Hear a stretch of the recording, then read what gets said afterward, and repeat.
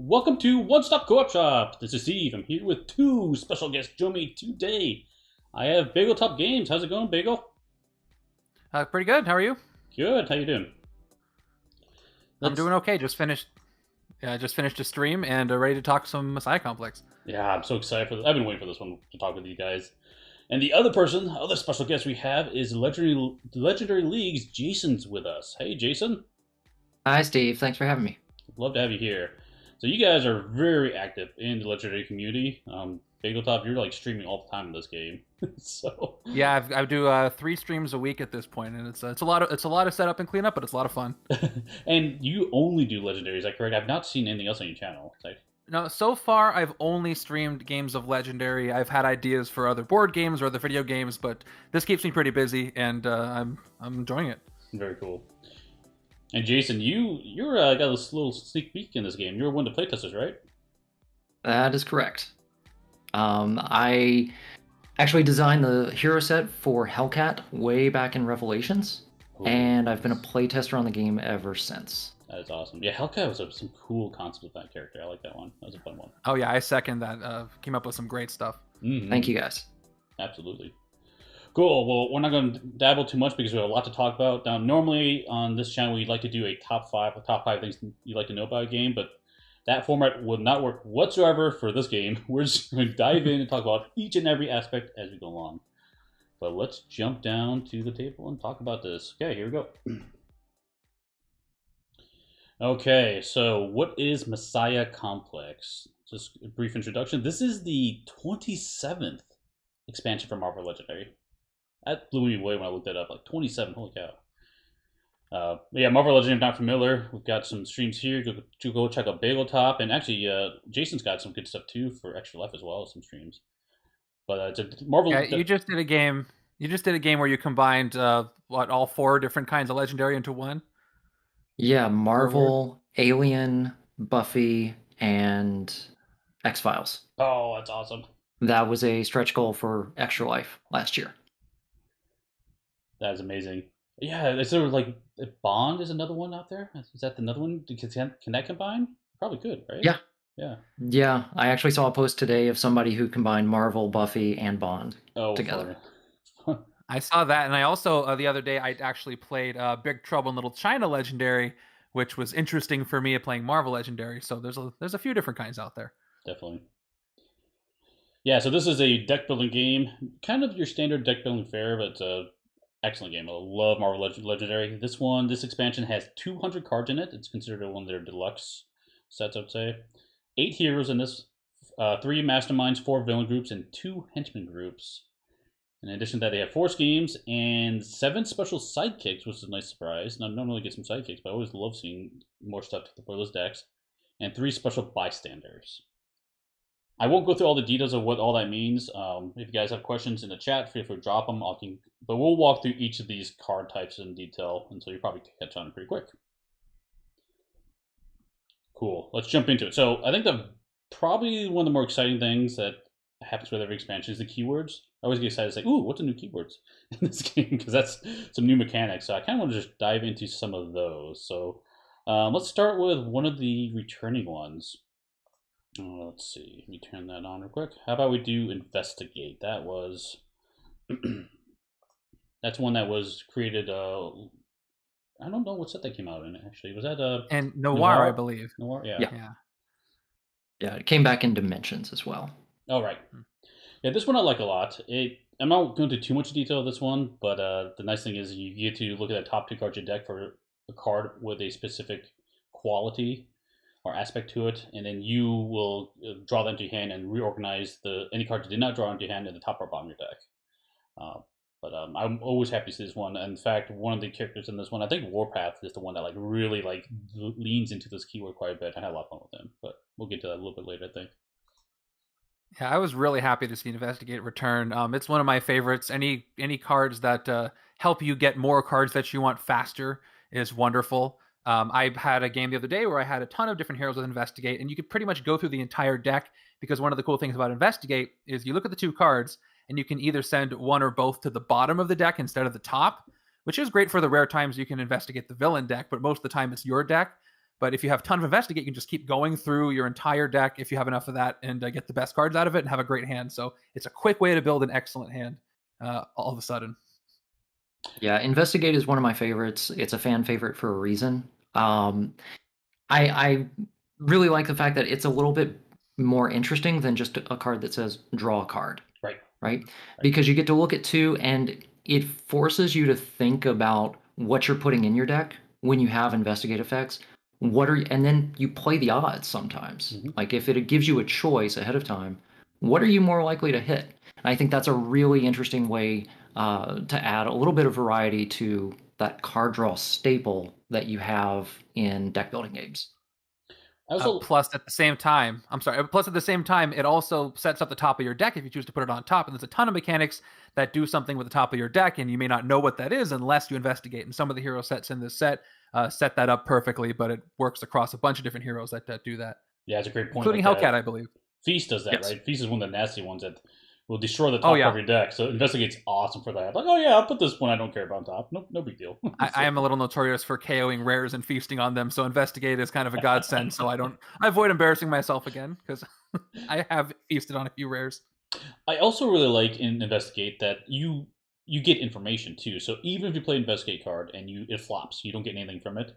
You can technically just put them one or both back on top and play a different Investigate card. Maybe you have the choice now because there's a known value and they can pull that into your hand. So I really like this keyword. Big fan seeing this one. I'm always happy when it comes up in an expansion.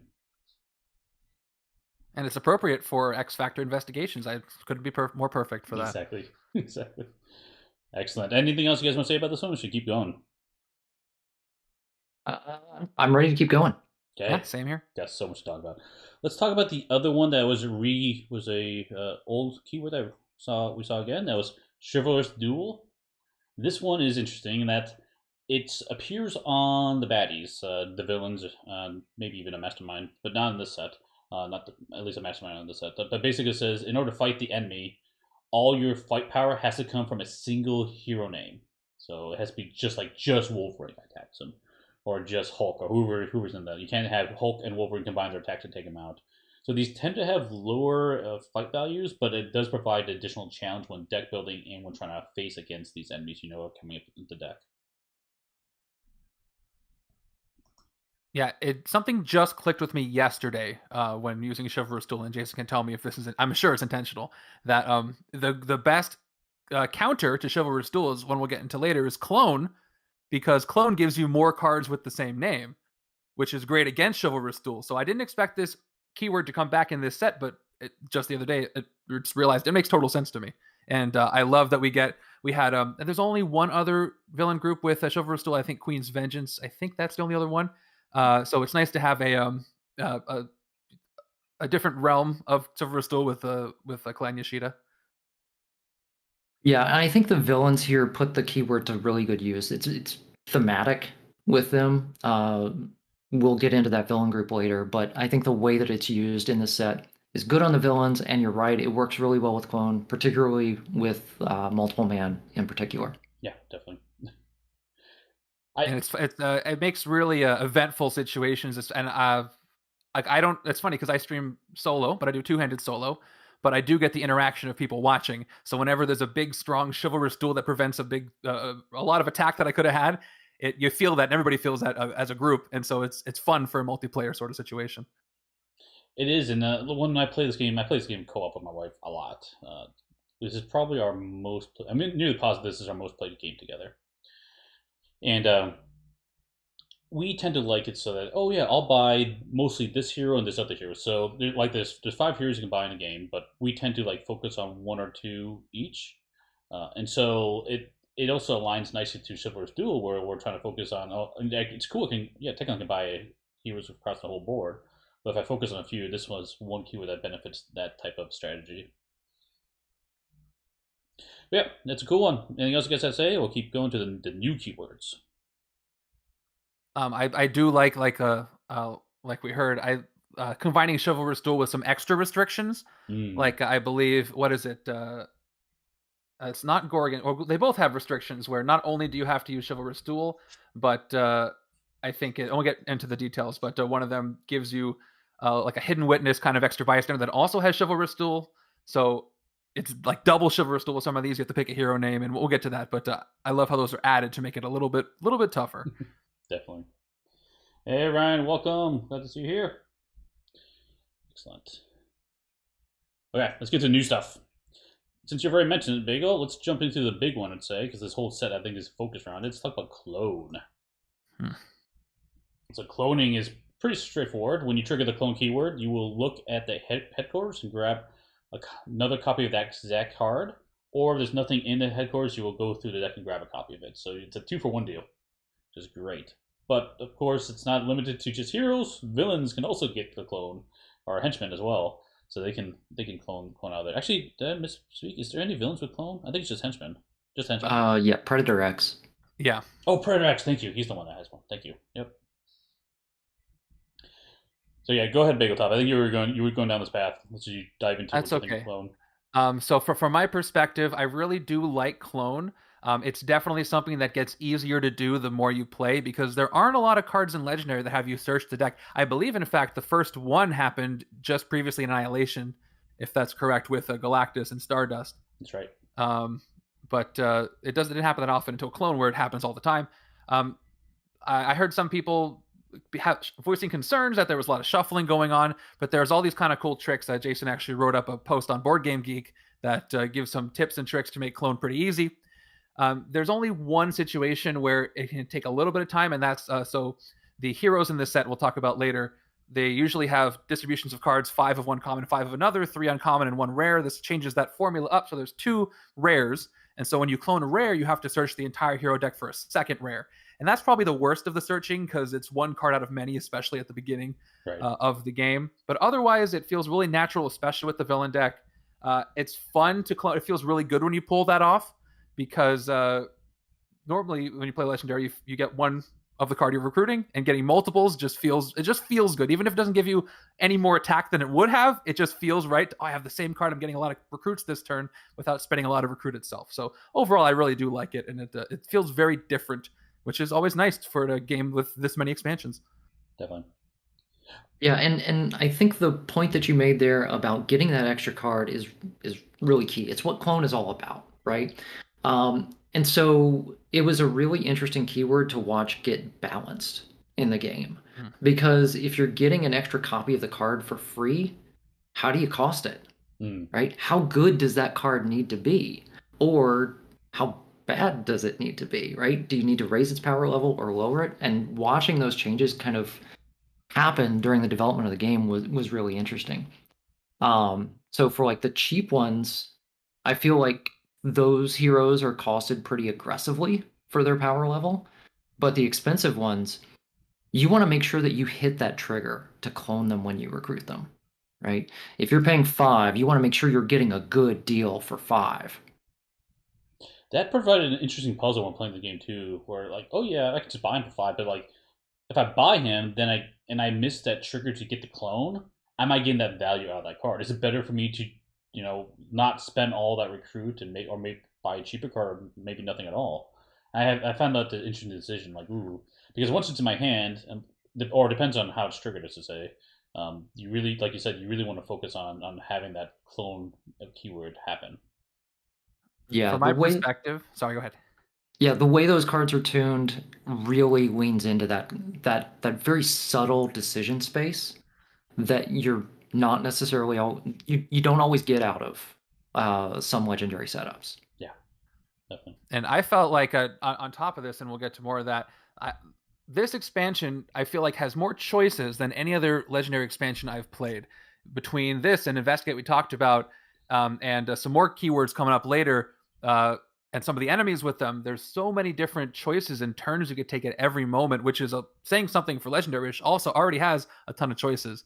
And Clone also feels like, if anybody's not familiar, in the core set, the Spider-Man hero set, the way that hero works is by having very cheap cards that draw other cards of the same cost, and Spider-Man has very low attack or recruit, and you just get a lot of them on multiple cards, except for instead of one big number on one big card. And this feels like that, but it feels a bit better because you don't have to worry about other cards in the deck clogging it up, because Clone just searches the entire deck for what you need, and you add up little amounts to get something big. So it feels better than a core Spider-Man deck usually does, unless you have all Spider-Man. That's another story.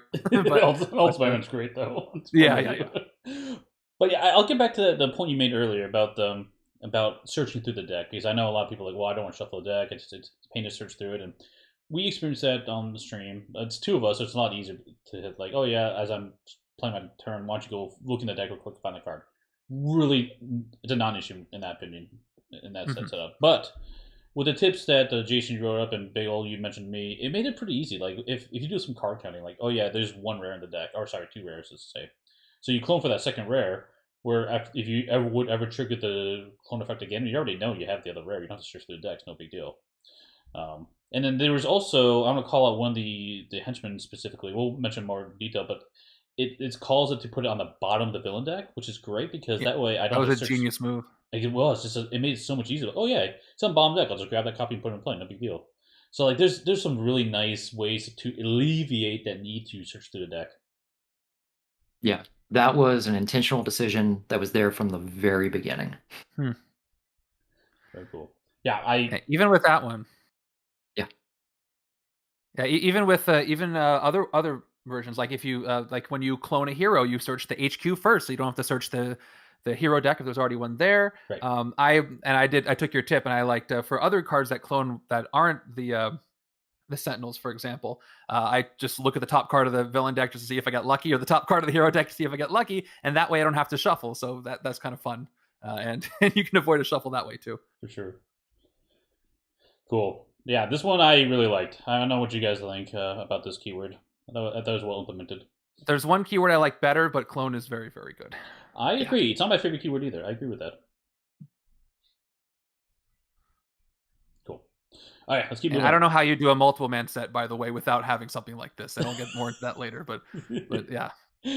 Yeah, I was curious about it too. I was wondering if they would try to like just put a bunch of different copies of Multiple Man in like the Sidekick deck, for example. Like that's what I was thinking originally when this first was announced. I'm like, are all the sidekicks going to be Multiple Man? Right. But I like that didn't happen because he can have his own hero set and we get different sidekicks. I hear people speculating about maybe can a Spider-Man expansion have clone, because that's the other place where a lot of clones happen. Yeah. Maybe. There's a lot of things you could think about, but that's cool. Who knows? Cool. Let's move on to the next one. Let's talk about Shatter. So this was pretty straightforward. Whenever you trigger the Shatter keyword, you have the value. So there's some pretty beefy villains in this one with a huge attack cost, and there's one Mastermind with a huge attack cost. We'll get to that later. But the nice thing is, if you trigger the Shatter effect, whatever that value is, you reduce it by half. Yeah, this is my favorite keyword in the set. I want to hear about the development of this one a little bit. I'll share one story that was pretty funny. So the point in there in the middle about shattering the Mastermind, that only lasts for one fight. Right. That was not originally there. And so I was playing a game where I was fighting Exodus, and I shattered him down from 32 to 2, and I spent 8 attack and I won the game. And I said, that was really anticlimactic. And Devin agreed. And then he added this bullet point to the rules. That was a smart play. Yeah, because I came across the exact situation. Like, oh, I knocked him down pretty low. I can probably take him. Oh, nope, it's only one round. Like, that makes sense.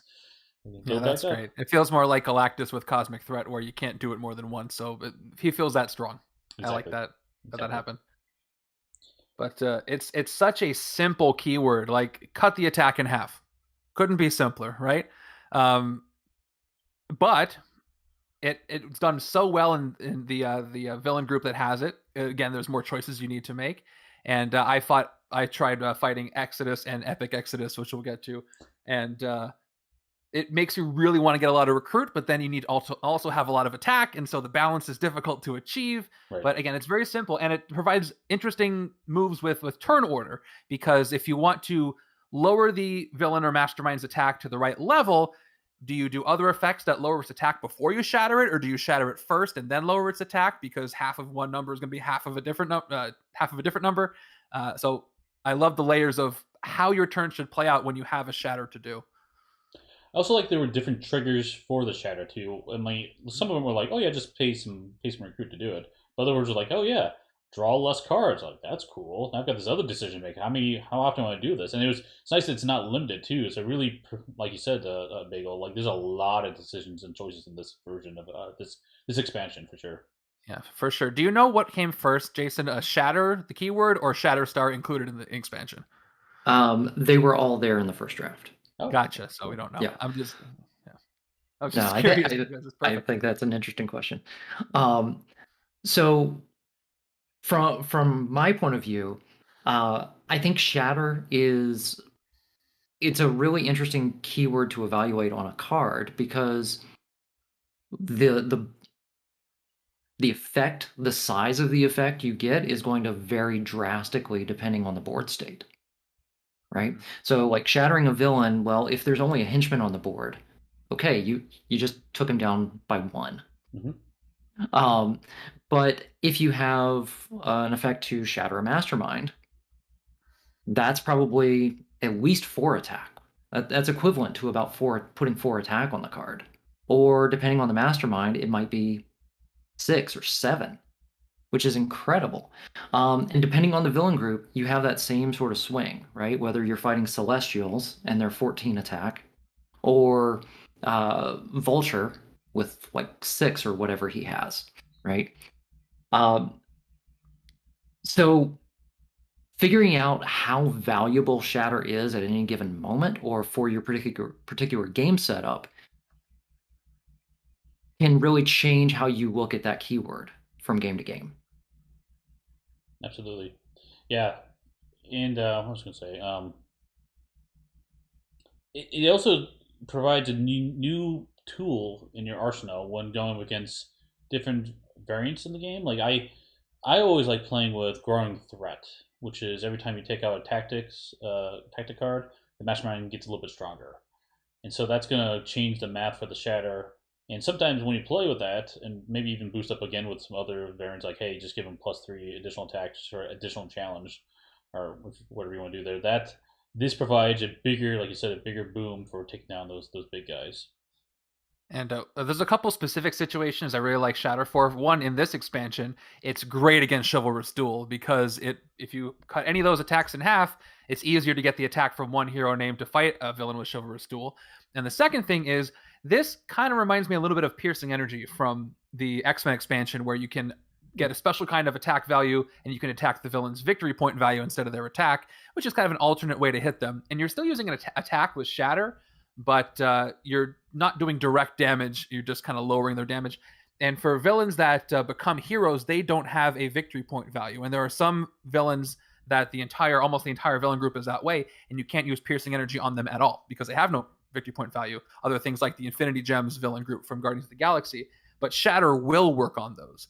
So that's another new twist where you can come back to a setup where I really wanted to pierce these or find an alternate way to hit them, and you use a hero with Shatter, that'll work. So from a randomizer perspective, that was cool for me.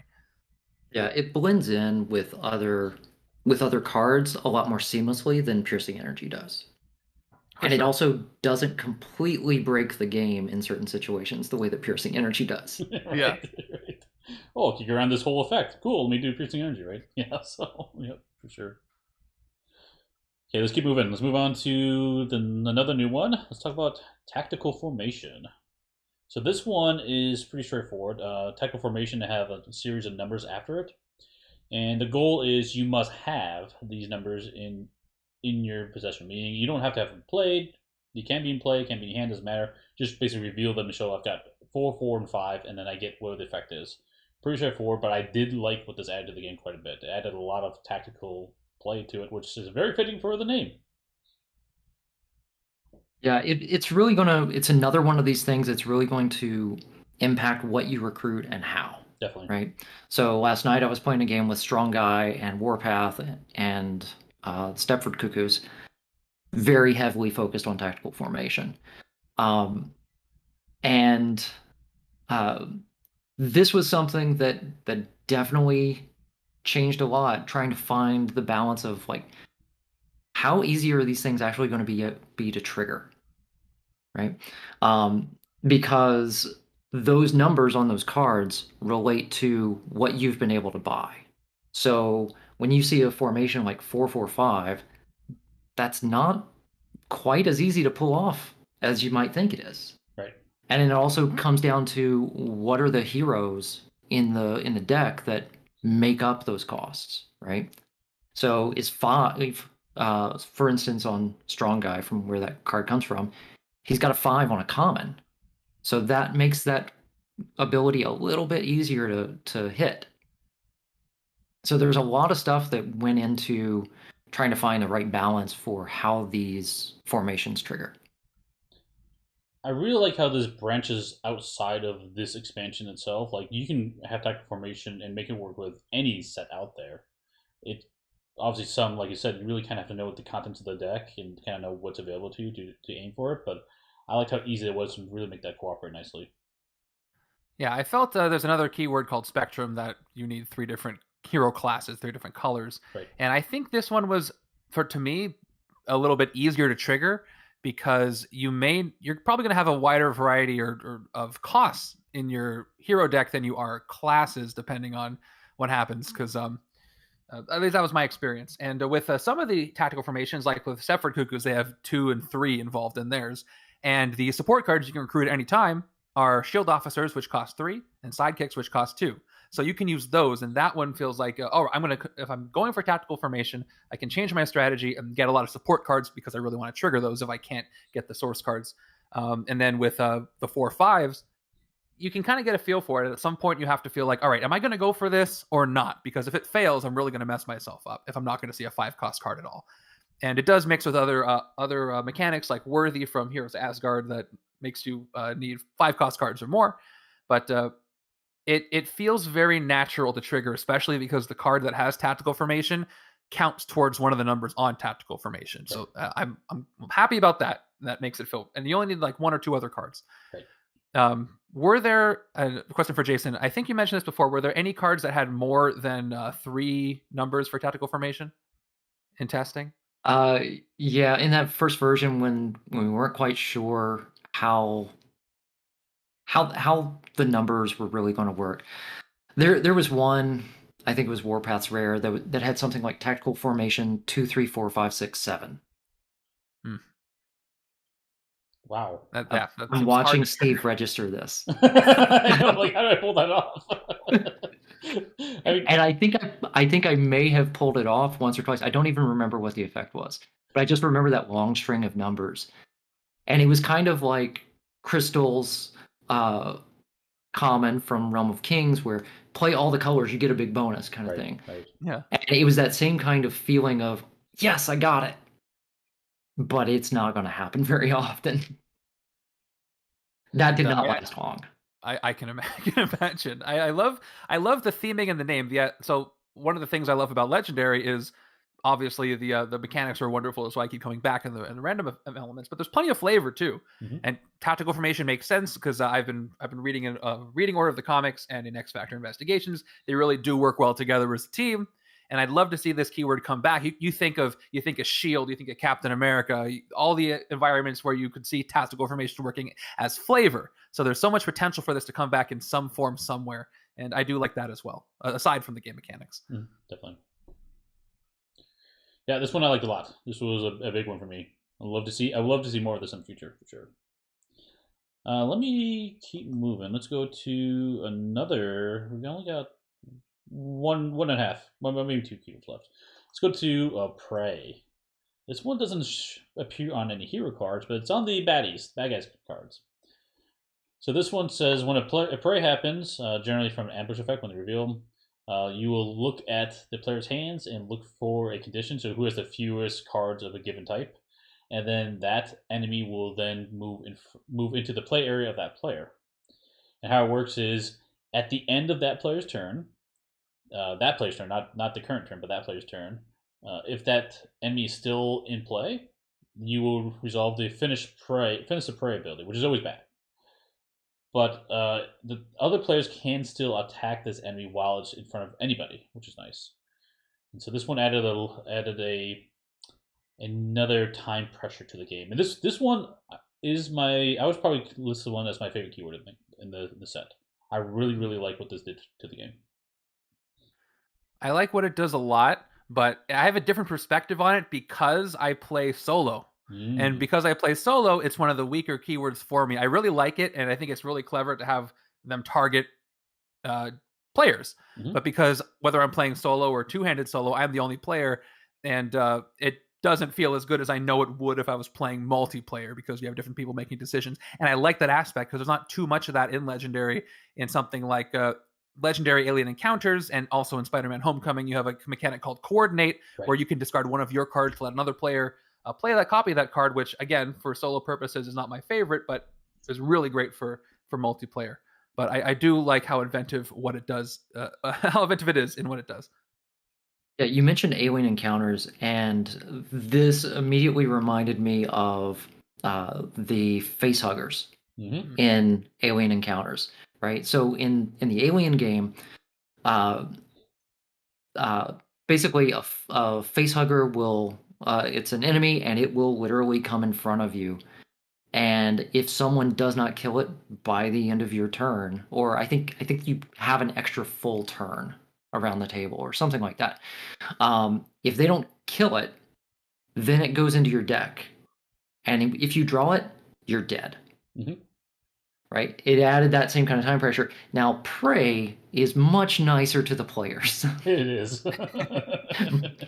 But it does this really interesting thing where just putting the villain in front of you, instead of leaving it in the sewers where it enters the city, you put it in front of you, and it creates this, it can create this very powerful emotional reaction of, like, this is something personal. Yes. Right? This thing is going to hurt me. It's not going to hurt anybody else at the table.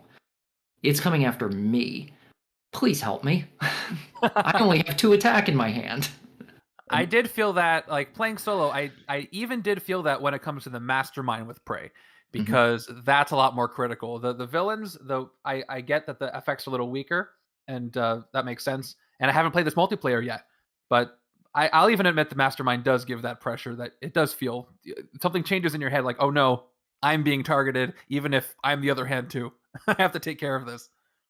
Yeah, and I think that's because I played this co-op, and this is the keyword that really stood out for me for the reasons we were leading towards earlier. Because Prey comes out, and sometimes you don't have a choice who goes in front of it, but sometimes you do. Maybe you don't have the specific cards, and then you make the choice, or maybe you're tied, and trying to decide, ooh, can I take it? If I take it, I might get hit, but can you save me? Oh, you can't save me? Crap! Then maybe I'll look at my hand and try to figure out, can I manage this? Can I handle this card in front of me? And it makes it very personal. Like maybe my wife has the better deck. She's doing great, and maybe I'm struggling. So maybe I'll take if I can take the Prey, and if I take a negative effect, then that's fine. I'd rather have the negative effect and not have hit her, so that she can still go deal with the bigger threats out there potentially. But yeah, the fact that like this engages us and add that level of communication and cooperation on the table, like, oh, that guy's in front of you. Oh, let's see, can I help you out with that situation? And I really liked what that added to the game for sure. Yeah, I was able to play some 3-player games during playtesting, and when those enemies came up, that was always a lot of fun, right? To be able to figure out, okay, it's a tie, who's going to take it? How much time do we have to take care of this thing? Exactly. Yeah, I was really when I first heard about this, I'm like, oh, that sounds really cool. But when I sat down and played it, I loved this one. This was an awesome keyword. If I bring this expansion to play with friends, I'm going to make sure Prey is a part of it to really pull them into it, because I can see, very multiplayer friendly. Definitely. Friendly in quotes. Friendly in quotes, exactly. Here, you had this evil thing in front of me. No, I don't want it. Yeah, exactly. Okay, I'll get into the last one I'll mention on here is the Veil and Unveiled schemes. And I'm just going to mention here, I think we're going to talk about more detail when we look at the schemes. But this was really cool concept. So how it works is in the game, generally in Legendary, you have to get the scheme that tells you how the bad guy's going to win.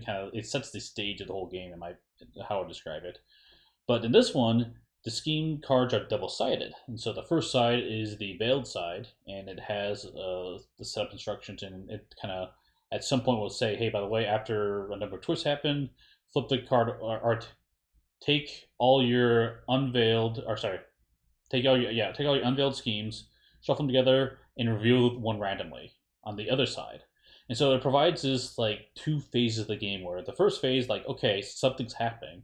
I see the bad guys doing something, and when it triggers, I don't really know what the end result's going to be, and it's kind of a surprise to flip it over and see what happens on the other end, and that's going to tell you exactly what you need to worry about at this point, so that the bad guys will win the game. But yeah, this one was really surprised, really cool one. But I think I'm going to say a few things, and we'll jump to it when we get to the schemes. I think it was fun to discover when it was revealed, because I saw the reaction. It blew everybody's mind, because it's such a it breaks the rules of Legendary a little bit, because you don't expect the scheme to change, but here it does. Yep. And it's a lot of fun. I definitely want to hear more insight from Jason about it. But I do like how none of them are timer schemes. A timer scheme in Legendary is one where after a certain number of twists, evil wins. And a lot of people are down on those because there's nothing you can really do about it, just when you go far enough into the deck. I don't mind them that much personally, but there aren't any here. But you don't know what the condition is at the end. So you can pass it, but you have to make sure that you don't do enough to affect how many scheme twists are stacked up to affect it later. Exactly. Yeah. You mentioned before that one of the things that this set does is give you a lot of choices. Yeah. From my perspective, I see lots of assumptions about how the game has worked for 26 expansions thrown out the window. Right? Yeah. You have schemes that flip over and turn into something that you don't know. You have hero decks that are no longer 5-5-3-1. You've got enemies that come directly in front of a player. And it takes a lot of those things that you've taken for granted for so long, right? And twist them in a way that you just didn't see coming. I remember when the blog posts were coming out with the previews, and the final one with the schemes hadn't come out yet, but everyone was just ready for the release. And I kept saying, no, you're not ready yet. It's not. You're not done. Yeah, I remember you saying that. I'm like, what could possibly be next? It's just schemes left. Right. I do have a minor criticism, but it's not really a criticism, because this is the way the schemes work. They do share a lot of similarities, because if you don't have those, I assume if you don't have these similarities with the schemes, they won't work, because you have to be able to transition them in a way where any scheme can be unveiled into any other scheme. So they all have that in common, where they stack twist next to the Mastermind. They usually have a condition at the end where the hero or villain deck runs out plus something else. But with the amount of schemes in Legendary, even though these don't really fundamentally change the game in any significant way, it's totally fine, because there's so many other schemes available. But they do have those things in common. It's just very minor, but it's not a big deal. My favorite ones of those, by the way, I don't know if we're going to go in depth in the different ones, is my favorite Unveiled ones. There's one, the Evil Clone scheme, where you get to play heroes as villains. I love when that ever happens. And then Temporal Rifts, where you mess with the villain deck. Those are really fun. The little twists on them and all these little different things that can happen.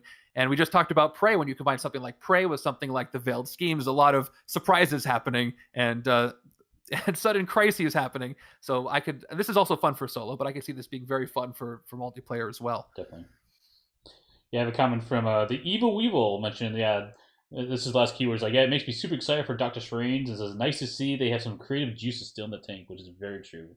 I am constantly impressed with where this game goes with that design space. I feel like, design space, especially in the core sets, this is a very simple game. There's not much to it.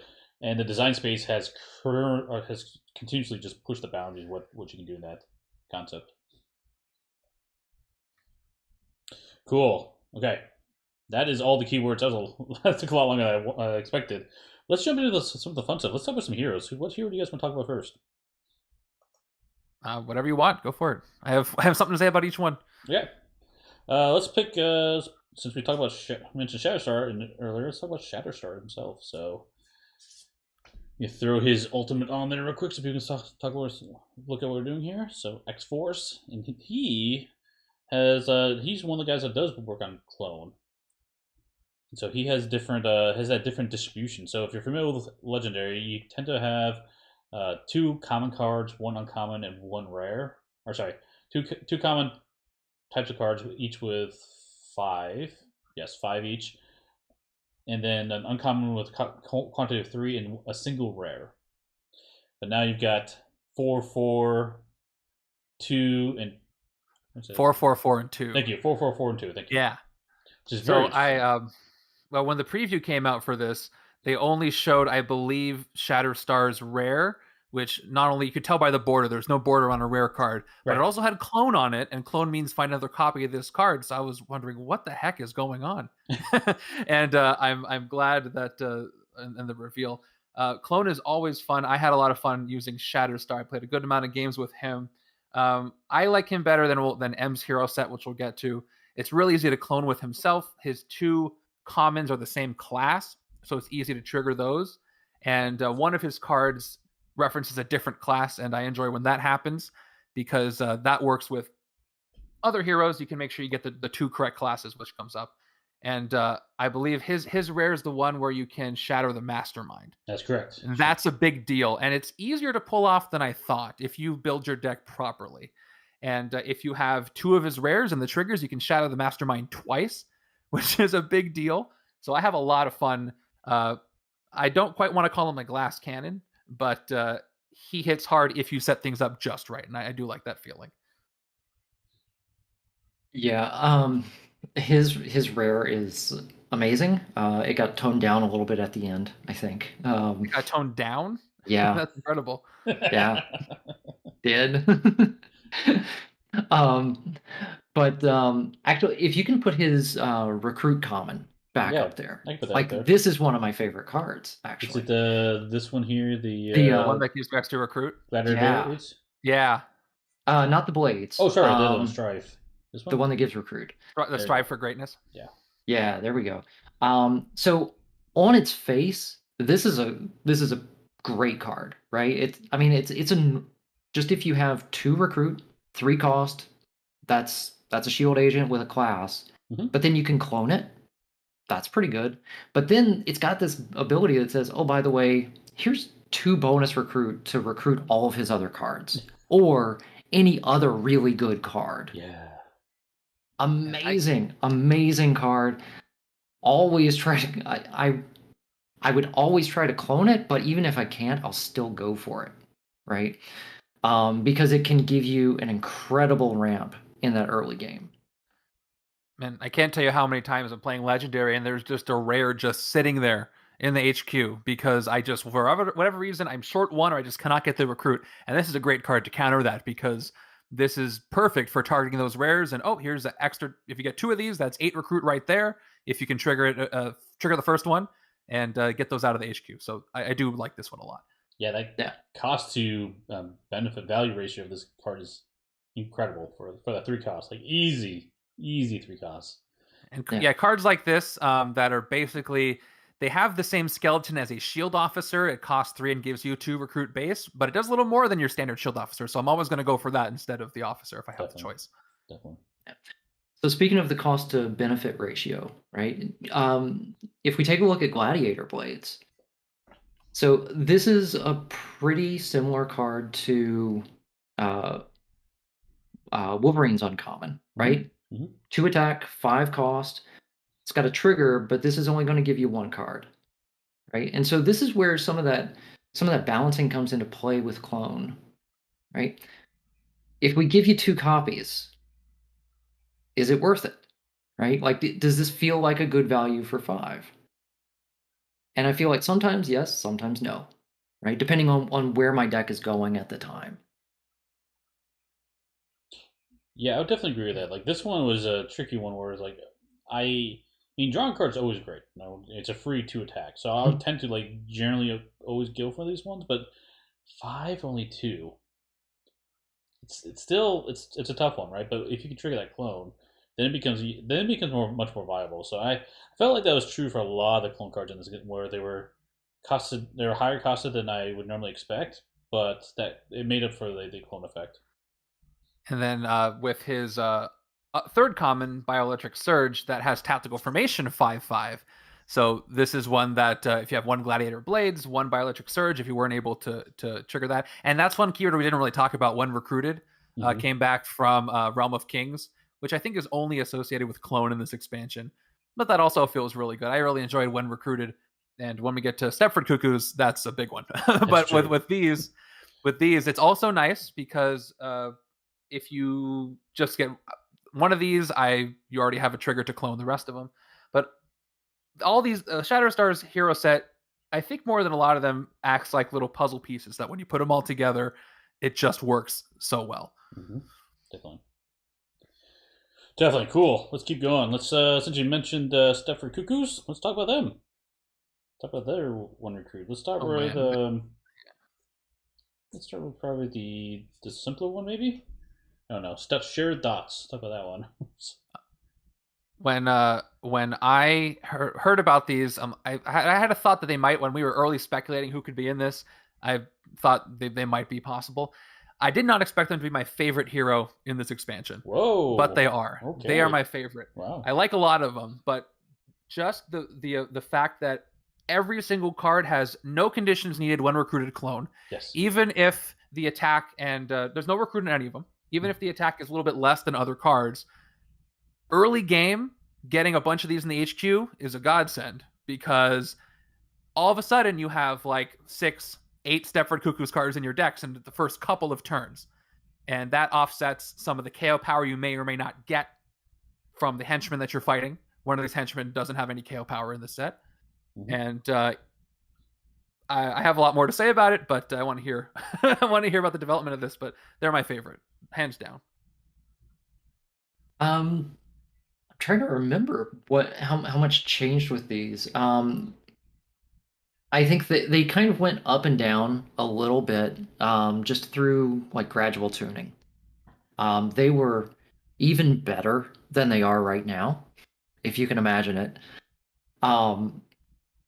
But their rare is probably my favorite. Although I do really love this. That card being able to investigate for an attack is especially for their hero set, because every single one has an attack. Yeah.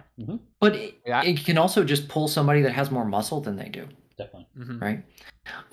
But this rare is crazy because when I realized, and I had to ask Devin during the playtesting, wait, so if I play both of these and fight the top card of the villain deck, does that mean I get to put 2 bystanders there?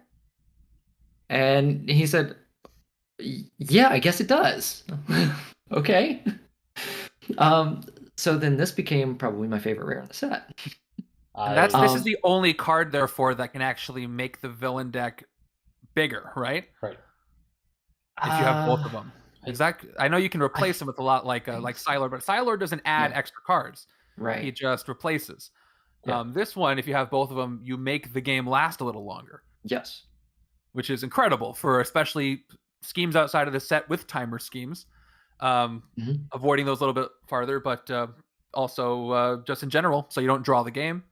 I did this a couple of times, and my first turn, I got 2 of these. Very first turn. Oh, wow. The rare came up. It only cost 3. It has 1 recruited clone. Immediately cloned it. They're already in my deck. So thin your deck enough with other things, and you can really extend the game. That's almost unheard of, but it's really neat. This is probably my favorite rare too because of the point you mentioned, like being able to remove that card and replace it with a bystander. Even if you don't add an extra bystander in the deck, like you mentioned, just having an extra bystander in there is a break in the battle, right? And having a reprieve to what's going on. I found that to be so powerful for such a low cost rare. Really big fan of this one.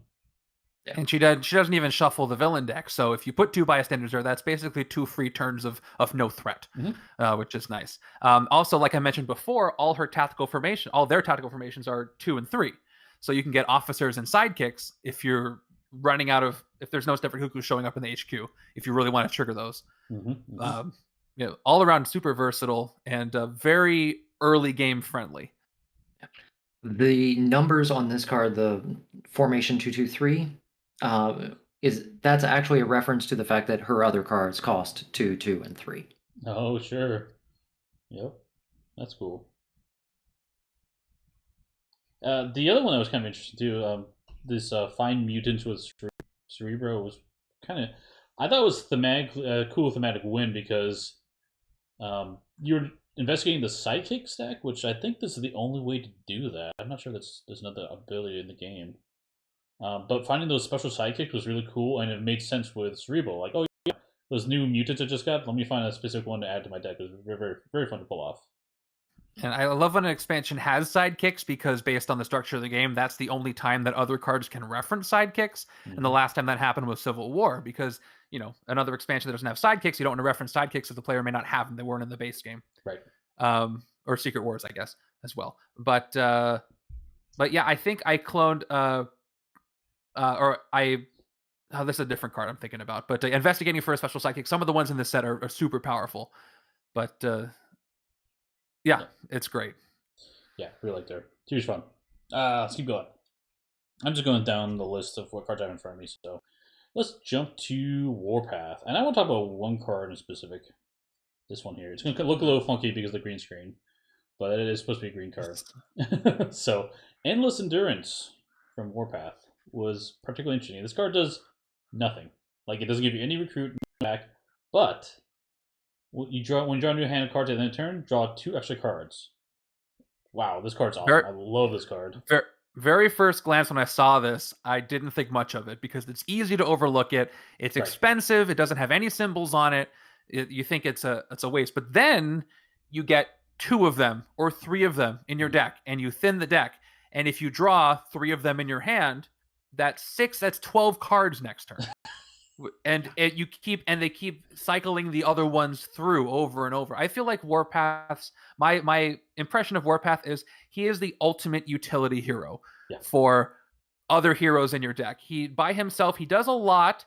He does synergize with himself a little bit, but the things that he does with drawing extra cards and having an investigate and drawing some things, it just enhances anything else you have in your deck. And again, with his tactical formation, it's 2/2/5. If you get Endless Endurance and his other cards, then you're solid. And then his rare is very good for investigate. But I loved, and he'll mix into anything. He has different classes for any other class triggers. That's what I found. That's what I like about Warpath. Yeah, that the reaction you mentioned to Endless Endurance is very common. I've seen that from a lot of people, and I have to tell them, no, just try it. Trust me. Yeah. Someone asked recently on Bagel's Discord, like, what do you do when you're playtesting? And I said, one of the big things you got to do is you have to buy stuff that you're not normally going to buy and just see how it works. You've got to push yourself into outside of your comfort zone. And this was a card that did that. Mm-hmm. And I never looked back. Mm-hmm. Because you're right. You get into those situations where, like, okay, now I've got 2 and I'm drawing 10 cards a turn. And it's so good. And he does just fit into anything. Like, you could take any of his cards individually and just slip them in to whatever you're building. And they work smooth. He is hands down definitely my favorite utility character in the set, and one of my top characters probably in the game. Yeah. So easy to overlook, though, because not just this card, but when the previews came out, I'm like, oh, that's okay. But then when you see what he can do to enhance your entire deck, it just clicks in your head. You're like, oh, that's what he's for. And it's great. Yeah. And his rare can really just go nuts, right? It's like 3+. And depending on how you're building your deck, that plus can go a long way. The rest of his cards are really just more subtle, helping you set up things. There's a similar card to Endless Endurance in Into the Cosmos with Adam Warlock, where you get to draw 2 cards next turn, his Cocoon card, but there's a cost where you have to discard a card to play it. I think it's a little cheaper as a trade-off, but even so, I much prefer Warpath's card because that one discard makes your hand a little smaller, and that can be everything to play that. And with Warpath, you just play it every turn. If you get into a path where you get enough and you keep drawing them, you're good. Yep. Apologies, guys. I'm seeing some issues in the stream. The stream going out is fine, but on my computer end, I'm struggling a little bit, so I'm changing the format a little bit. We'll keep going, though. So I think the audio thing's fine. Also, again, this art is fantastic on that rare that you just moved. Yeah.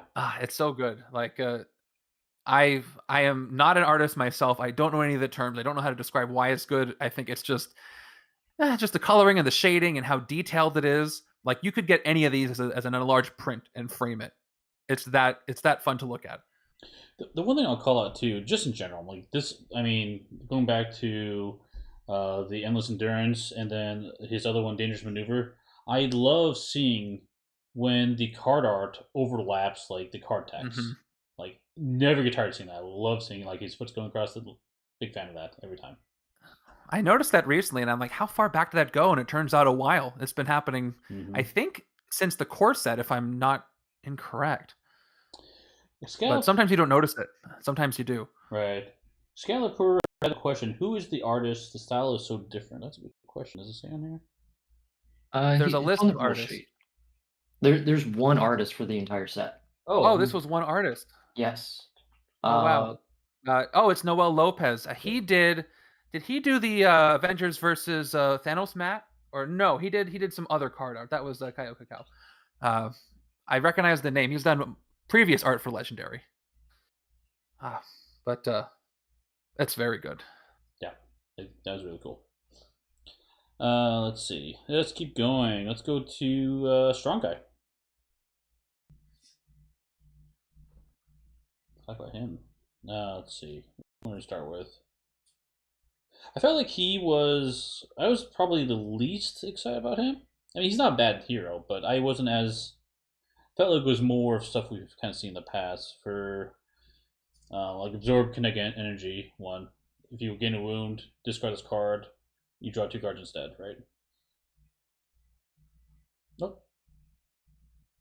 Uh-oh. Apologize, guys. Looks like our Discord is rebooting for some reason. That's no problem. We can hear you. Okay, good. So you guys are back, hopefully. Yeah. Yep. Okay. Okay. So we got audio going, so that's good.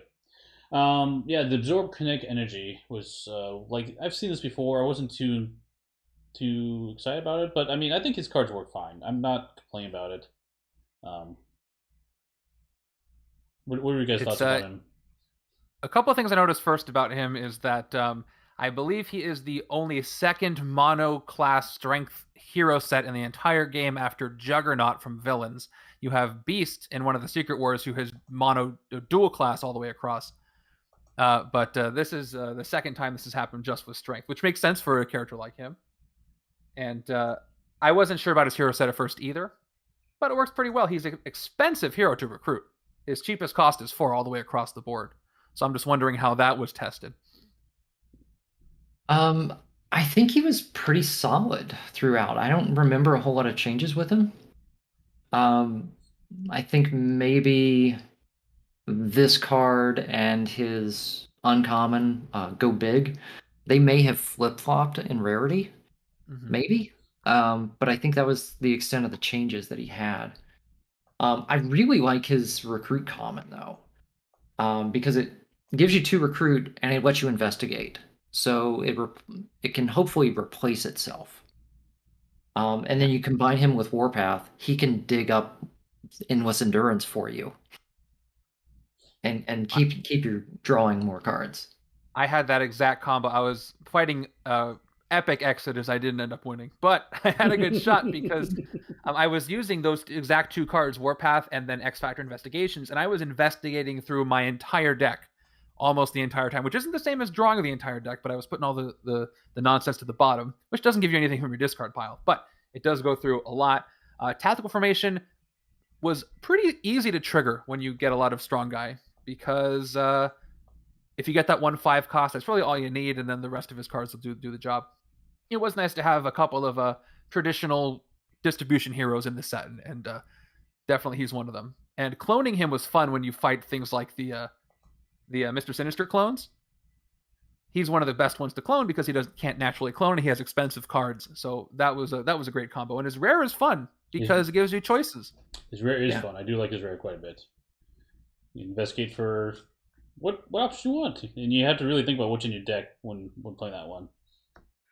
I appreciate the wording on this. I'm guessing that came from testing instead of pick 3. I don't recall.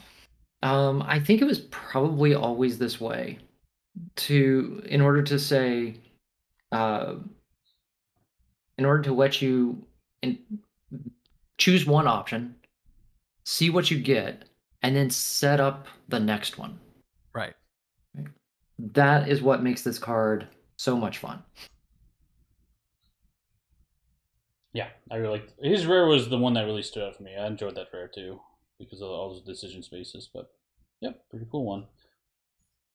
And the art on Go Big, by the way, who was the other one? M, who's fighting a giant sentinel in their card. Oh yeah.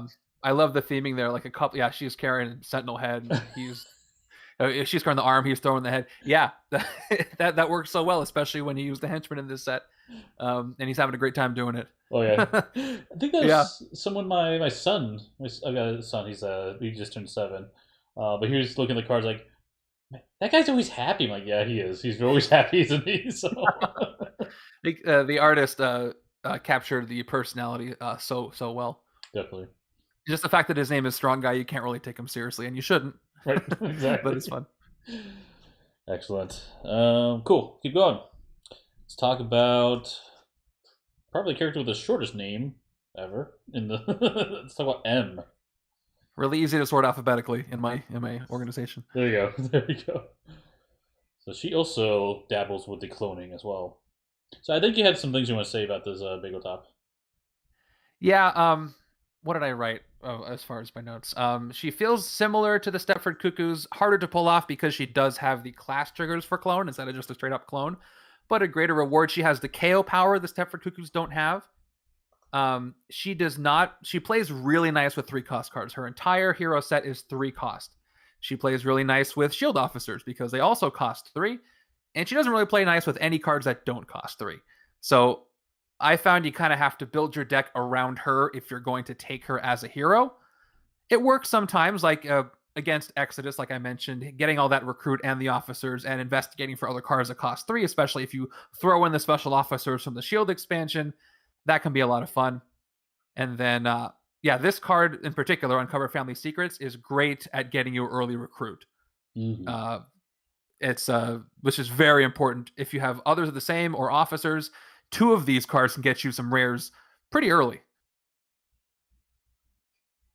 Yeah, I think this card in particular is really, really good. The fact that you can play one and then dig up the other one. Mm-hmm. Or you dig up another one of her cards, which lets you draw into another one. I've definitely gotten early rares because of this. Her cards are pretty good for 3s, I feel. Like even this one, draw a card and to attack. Yeah. Pretty good. And then we definitely had a lot of talk about her. Her rare was different. Her rare was a lot stronger, like game warpingly strong. Wow. And so it was thankfully changed late in the process. And I think this is a much fairer level for something that costs 3. I think I mentioned she had KO power. That's only for wounds that she gets. So just for wounds, I want to be specific. But so this one does have 4 numbers for the tactical formation, but it's all 3s, and that's all she has. And you see why I say she's very 3 friendly and not so much anything else. Exactly. Is this the tactical formation with the most requirements? I don't know if there's another one that's a 4, is there? I think so. Yeah, I would agree. Siryn has a 2/4/6, which is just hard to pull off. Mm-hmm. But yeah, I think this is the one with the most numbers. Yeah. Who else is a hero that has similar dependence form where you either gain a wound or you KO when you have? Was it Deadpool? I can't recall. Yeah. Deadpool from the Mercenary, the March for Money. And that can be fun because sometimes you hate getting wounds, but you can just cycle them through. Yeah, my wife had an interesting reaction when she played that card. Like, oh, if you have a wound in your hand, you discard pile KO it, or otherwise gain a wound. It's like, well, I don't want to gain a wound. Like, that's not what it says. Like, you have to gain a wound. Like, I do. Like, yes, you do. So. And it's a mandatory KO too. Oh. It's not you may KO a wound. That's true. Yeah. Yeah, Deadpool was what Excalibur mentioned. The other character that Right. does this. And Colossus and Wolverine as well. So. Yeah. Yep. Overall, I like this hero set. It's a little more situation specific, but if you know she's there, you can go for it. It's kind of not as risky as Spider-Man. Going like if you have Spider-Man in your hero deck, like, am I going to go for a Spider-Man deck? Because you have to commit, or otherwise you're going to really screw yourself up. Her to a lesser extent, but it has that similar feeling, and it's fun if you decide to go for it. Definitely. Cool. Next one. Let's keep going. Let's go to Siryn. Here's Siryn's cards. So she does a little bit of investigating, but she does a lot of shattering. I think she is my third favorite. She's up there. She's fun. She feels like Warpath in the sense of being utility. She doesn't really hit hard directly on her own, but all the shattering that she does and the investigation and shattering the Mastermind sets everybody else up for success. Definitely. Her uncommon does have 4 attack, which is good, but it's expensive. But just great utility is the first thing I got from playing this set. Yeah, that was interesting. Shatter all villains. It's hard to pull off, but when you pull that off, man, that's great. Oh, so rewarding. Rewarding. If you take a lot of, her cards, her non-rares are 2, 4, and 6, so you can make it happen. Definitely. Yeah. When I did my release day playthrough of the set, I managed to copy that card and trigger it on both of them. Oh, wow. Double shattering the city. Very, very satisfying feeling. And note that it says shatter all villains, not all villains in the city. Right? So it hits the ones that are preying on people as well. Oh, I didn't catch that. Okay, cool. Yeah, it's interesting because in speculation, when Siryn was mentioned in one of the blogs, people were thinking, oh, is piercing energy returning? Because Banshee, her father in the comics, is an X-Men. He has a lot of piercing energy. And obviously that's not the case here. And this doesn't necessarily play that well with piercing energy because it doesn't do anything to affect the victory point value. However, I mentioned before, Shatter is kind of a cousin to piercing energy in the way that it feels. So I do like how that played out. I found they have not called particularly interesting as well. Being able to shatter the cost of heroes, because I think shattering is always the villains. It's the first one that affects the headquarters. I think Rictor can do it too. Yes, Rictor's rare can do it. Oh, that's right. Yeah. And so this is reminiscent of one of Adam Warlock's cards that can let you burn shards and cut a hero's cost in half. What's really interesting is that she has no recruit of her own. That's right. Right, and she has relatively low attack except for her, like I mentioned, her uncommon is 4. That's why I mentioned she's great utility, but you need to use her with somebody else. But she can make stuff cheaper in the city, she can make stuff cheaper in the HQ, and just set them up for another hero to knock it down. Yeah, even the ultimate card, the rare, Shatter the Mastermind, which is hugely powerful, but does no additional attack. But it has, the Shatter the Mastermind and KO power up to 2 cards. Oh, it's so good. I want you can't rely on this to hit hard by itself, but boy does it do the ultimate utility. Here, make the Mastermind easier to hit, and here we'll get rid of some junk in your deck for you. Oh yeah, exactly. So good. Love this card. It's funny because it does nothing but 8, but what's that, the art? Yeah, I'm just the way that she's grabbing onto Bastion there, and screaming right in his ear. That's brutal. I love it. Yeah, Excalibur mentioned the same. The Shatter seems better, more utility, and assists others to attack. With referencing your comment about piercing energy and her dad, so definitely. Cool. Okay, keep going.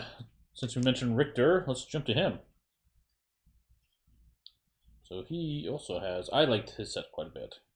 So he has quite a bit of shattering. So Underground Cave-In, Shatter Villain of Sewers, probably more straightforward, common. Yeah, he's my second favorite hero in the set after the Stepford Cuckoos. Because he kind of has a mix of the utility, or the utility plus the offensive power. So if you want to rely on him to do a lot, you can. Shattering in the usually city space specific cards are not too popular, but because he targets the sewers, where if you're not playing on the villain's mat, everything comes in first. It's better than something happening on the bridge or the rooftops, Right. Because something's almost always going to be there to shatter. Right. He has 3 of the same class. 3 of his cards are ranged. That triggers his effects. Every card except for the rare has a ranged trigger on it. Well, kind of. The second one has investigate for an instinct or ranged. Yep. But his card, I love how the effects happening on his hands.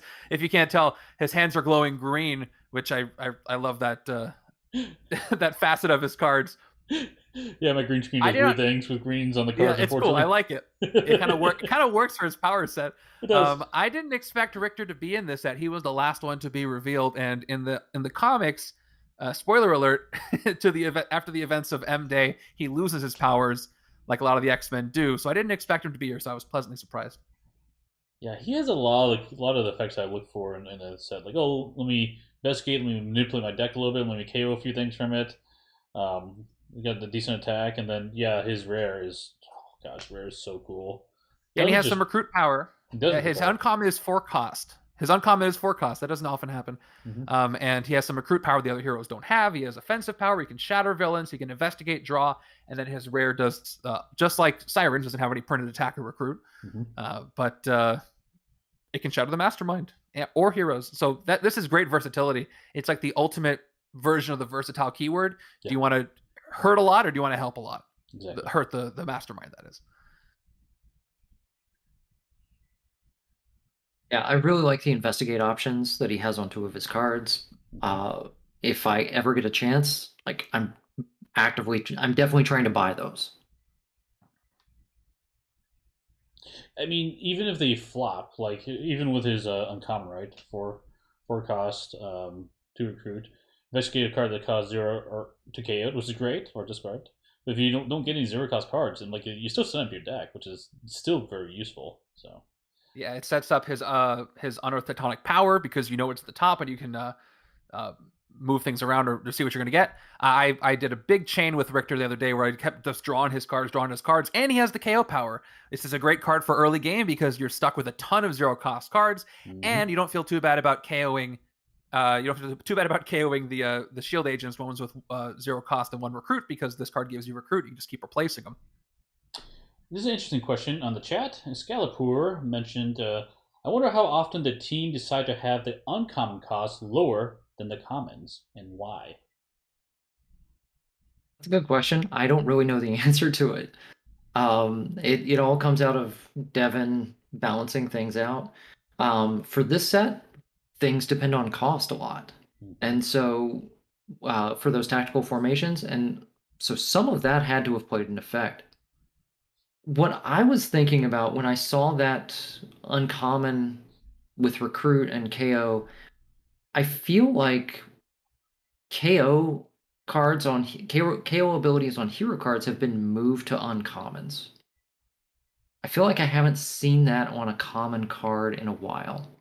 That's an interesting point. I never realized that. I think just looking at the spread of the cards right here, my 2 favorite keywords in the set, Investigate and Shatter, are both in his hero set. There's 2 Investigate cards and 2 Shatter cards. He has KO power, so just his tool set is just right up my specific alley for how I like to play this game. So maybe that's why he's my second favorite. That's awesome. Cool. Let's keep going. We got one more here to talk about, and then lots more to discuss. This one was the one that when Messiah Complex was mentioned, like, oh, I know this here's in the set, or maybe it should be at least, right? Yep, good old Multiple Man. So this was. I think he was probably one character that people have wanted to see in Legendary for a while, ever since, because he was in Villains, he was a henchman, a backup adversary, which makes sense because there's a ton of those in a wave. And maybe since then people were like, oh, when are we getting a hero set? And I had no idea how they would how Devin would pull off a hero set for Multiple Man, as I mentioned before, but this is the way to do it, and I think it works. My wife was really surprised at how powerful he was when she first played him, because he ramps up quickly. Like he's so good at finding his copies of himself, and then He works so well together, right? Trying to find more of him. My experience, and maybe I need to play more with multiple men, but it's hit or miss with him when I'm trying to use him. There was a couple of times where I took a couple of his cards and tried to make it work with other heroes, and it just didn't work. I think his most versatile card is the one that counts. Well, actually, Finding Myself is pretty good because you just have to have multiples of any specific card. My greatest success with multiple man is when I mostly just recruited multiple man. Yeah, because he works so well with his own hero set, and it cleans up. But I struggled to have success with him when he's mixed with other things. I don't know if that was everybody's experience, but I do love the flavor of how he just keeps cloning himself. Yeah, and one of the interesting things here about multiple man is that unlike all the other heroes, he's the one that clones when you play him, right? Everybody else is you get one shot when you recruit it. Here you have recurring chances continually over the game to try and get more copies of him as you play, and so that powers up cards like Finding Myself, right? To be able to investigate and get those extra copies. I think Me, Myself, and I is my favorite card of his because I think that's the one that plays the most nice with other cards. Because it's got tactical formation 4/4/4, and all his cards cost 4. So if you get a bunch of these, which you can do with Clone, if you have Instinct in your deck, you can draw a bunch of cards, and it echoes Shatterstar's card that gives you Recruit in a little bit of a different way, but lets you draw a bunch. Yeah, and replaces itself, which is awesome, right? In that type of formation, so triggered. So, oh yeah, and the rare is not only easy to recruit, but it's easy to trigger, so that's fun. It doesn't do a lot. It does a little bit of KO power. I assume that's the trade-off for it being so simple to pull off and clone and play. But the KO power is nice. It doesn't feel like a rare in the sense that it's this big, overwhelming power that you can only do maybe once in the game if you're lucky. It feels like another common, but in a good way. It's another bit of utility you can get. That was the big surprise for me with some of the clone rares, and it made sense, right? I like Legendary because the rares generally feel very, very powerful, and I love being powerful in this game. But the rares with the cloning ones, because you get another copy of them, they're not splashy in that sense. But they're still good cards, like you said. Like I don't regret buying these ones, but it was a departure from what I was used to for the rest of the games. And it's cool because it feels different than with all these expansions Legendary. It's something fundamentally new in the structure of the game, and it feels that way too. Definitely. You're not trying to, all right, if I get all this recruit, I'm going to go big and get the big rare, and it's going to help me out. It's like, no, you're just trying to pull in what you can and put it all together, and it makes you play a little differently, which is fun. And that's one of the complaints I've heard about, not just Legendary specifically, but deck builders. Like, well, I always buy the most expensive card because it's the most powerful, right? Yeah. And I don't think that's true in Legendary to begin with, but this approach definitely questions that further. Right? It's just not. There's two things that were really, in my experience, will really unlock your play as when you're playing a deck builder. The first one is you don't always want to recruit the most expensive thing if it doesn't fit in your toolkit. And I play games like Slay the Spire too that kind of work the same way. And the second one is you don't have to recruit every card you see, and if you have good options, it might just be a better option to just not take anything or just cut your deck because it makes it easier to get the cards you want. And once you have those two things really start to fit together. Definitely. And that's what I think is kind of one of the interesting things about, or one of the really good things about his rare here, is that it's not particularly splashy, but it gives you a KO option that's fairly easy to trigger. But then you can clone it, right? Because when you see a hero card with KO show up in the HQ, right, your eyes go to it. You want that card. Right. And this one says, hey, if you buy me, in a few turns, I'll give you another copy for free. And that's where I feel the excitement from this card comes in. It's a subtle thing, but man, when you realize like, now I'm KOing better. Like I don't even have to wait for it to come up, for the other copy to come up in the HQ, right? That's a really cool feeling from this card. And with this attention span that everybody has today, that's very short. It really appeals to that. You get it immediately. It's kind of why I like the Stepford Cuckoos, because you get that immediately too. And I can imagine, I didn't test this out in solo, but in solo legendary, you only use 3 heroes in a hero deck most of the time. Mm-hmm. I can imagine multiple men working really well in a 3 hero deck, because that's more chances they'll come up and more chances you can clone them. Were there any experiences, Jason, where you were doing so much cloning in a 3 hero deck that you almost ran out of cards in the hero deck? Yes. Yeah, I imagine that would happen. Well, but remember, multiple man clones when you play him, not when you recruit him, right? So Right. really, you just have to find one and get that process started.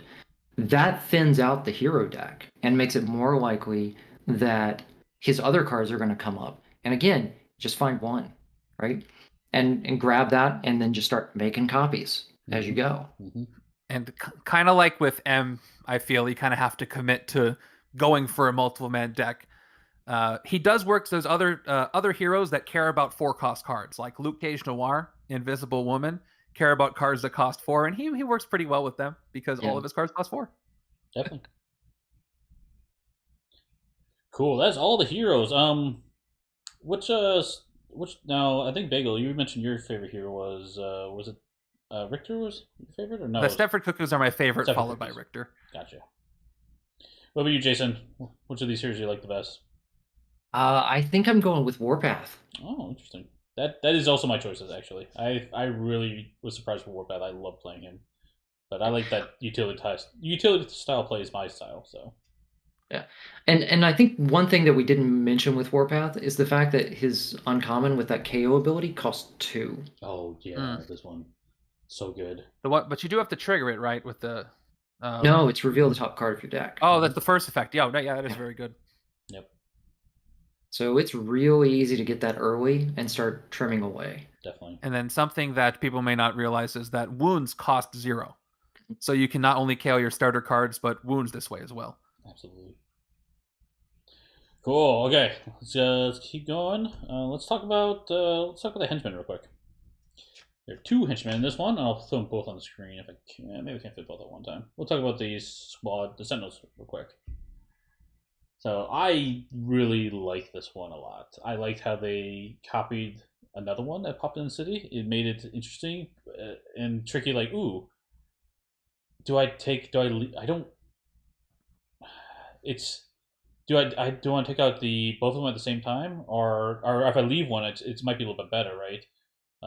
It provided an interesting way of approaching them, and I really like how this is the card we mentioned earlier that when you fight them, you actually put on the bottom of the villain deck, so it's easier to find the clone in the future, which was a huge win from a design space. One of the things that I think Devin does so well is refer back to cards that are similar to the cards that come out. Yeah. And in the core set, Sentinels are a henchman. There are 3 attack to fight, and they have a fight effect is KO one of your heroes. And this plays on that so well with making it not as rewarding for you, because it only provides you KO power if there's no others in the city. Rewarding you if you take them out quickly. But every time one does come up, it does clone. So you get maybe half the KO power that you would get in a Sentinels group if you're lucky.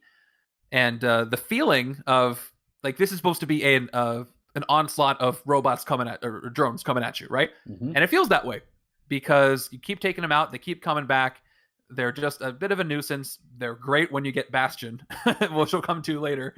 But I do prefer the other henchmen better for a few reasons. But the flavor and the feeling of these hordes of Sentinel squads does feel really cool. Agreed with that. Yeah, I really like the fact that you only get the KO on the last one, right? So they're very cheap, right? 2 attack for a henchman. They seem harmless, but you actually have to pay more in order to get that KO. Right. Right? You've got to pay 4. You've got to take out at least a pair of them. That little clause at the beginning on the ambush effect, right? If there are no other Sentinel Squad 1s in the city, clone, right? That condition at the beginning was there because in testing, these guys changed a lot. Like trying to figure out just how to get them to flow right in the game. I had a game where that clause was not present. So they always cloned when they came in. But you still only got the you only got the KO on the last one. And so 2 of them come out, I kill one, and then the next turn, 2 more come out. And then I managed to kill a couple of those, and then more come out. And I said, I played a game where 7 of these guys came out, and I lost all those chances to KO. Yes. And that was rough. Like, so if you ever wonder, like, why is this here? It's not just to keep the city from getting overrun, which can definitely happen. But it's to smooth out that experience and let them do what henchmen are supposed to do, right? Give you something small to hit, which speed you up. Thin your deck out, draw you cards, do whatever it is that they're supposed to do, but generally make your game more pleasant. I also really like what they did in multiplayer too, because like my wife was like, "Oh, it'd be great if I could KO a card." Well, like, "Oh, let me help you with that. I'll take out one of the two, so that way you can finish the last one and get that KO effect." But then you flip the next card and like, "Oh no, another one popped out. Sorry," and it provided that interesting cooperative dynamic through just a henchman card, which I really enjoyed. And if you flip that on its head, if you're playing with people who are a little more competitive, they may choose to strategically not let you get that KO power at the expense of the game getting harder because, it's kind of like a hot potato sort of thing, which I could see being a lot of fun. Cool. Yeah, that one was a cool one, but I think I'm with you too. I think Bageltop, you were leaning towards that one. I like the Mr. Sinister clones better of the 2 henchmen for sure. This one is, and it not only does one clone itself, which was an exciting moment because like, oh yeah, I'm doing fine. I've got only four baddies in the city. I can have a 5th. Won't have someone escape. And by the way, here goes Mr. Sinister clones, and guess what? You had an escape we weren't expecting, which can be really exciting. But the fight effect of this one, where you can clone the next hero you recruit that could cost 4 or less, love that. It really made some interesting gameplay decisions. I'm like, ooh, I can take him out, but maybe I want to wait because if I don't have to recruit now, but maybe next turn I can clone that one card that's really awesome HQ and get 2 copies of it. I really like this one.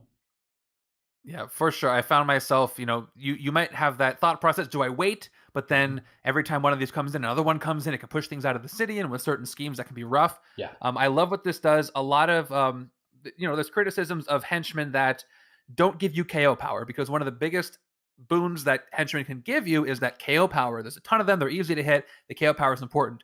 This one doesn't have KO power, but it does give you an extra copy of a card you recruit.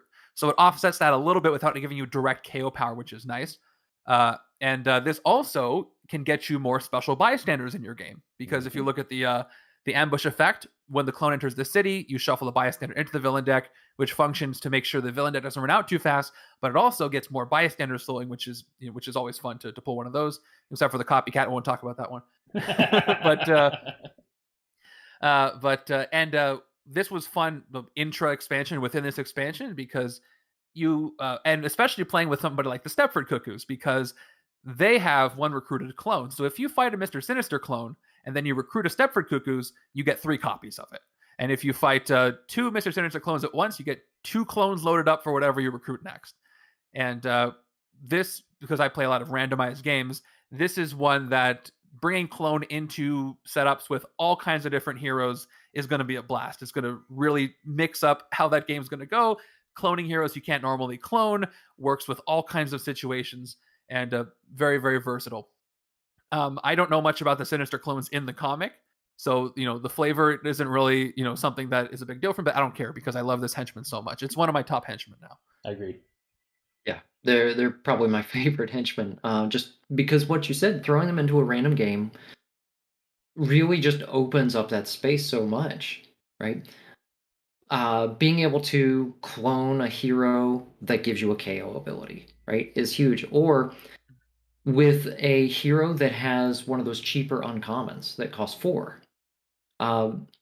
I got to clone Stormbreaker once from Beta Ray Bill. Wow, that's cool. Yeah. That feels really good. During my Extra Life Marathon last year, at the end, I had an extra hour or 2 where I'm just playing Galactus over and over and over again.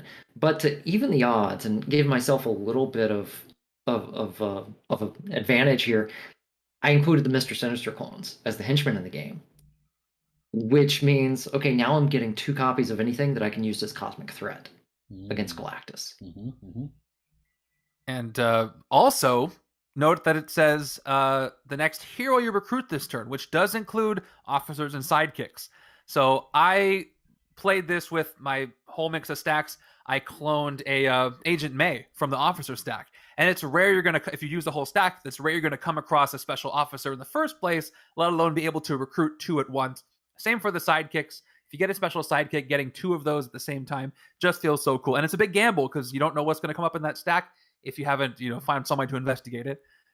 There's just so many, it opens up that space, like Jason said, to do so many more things and change that up.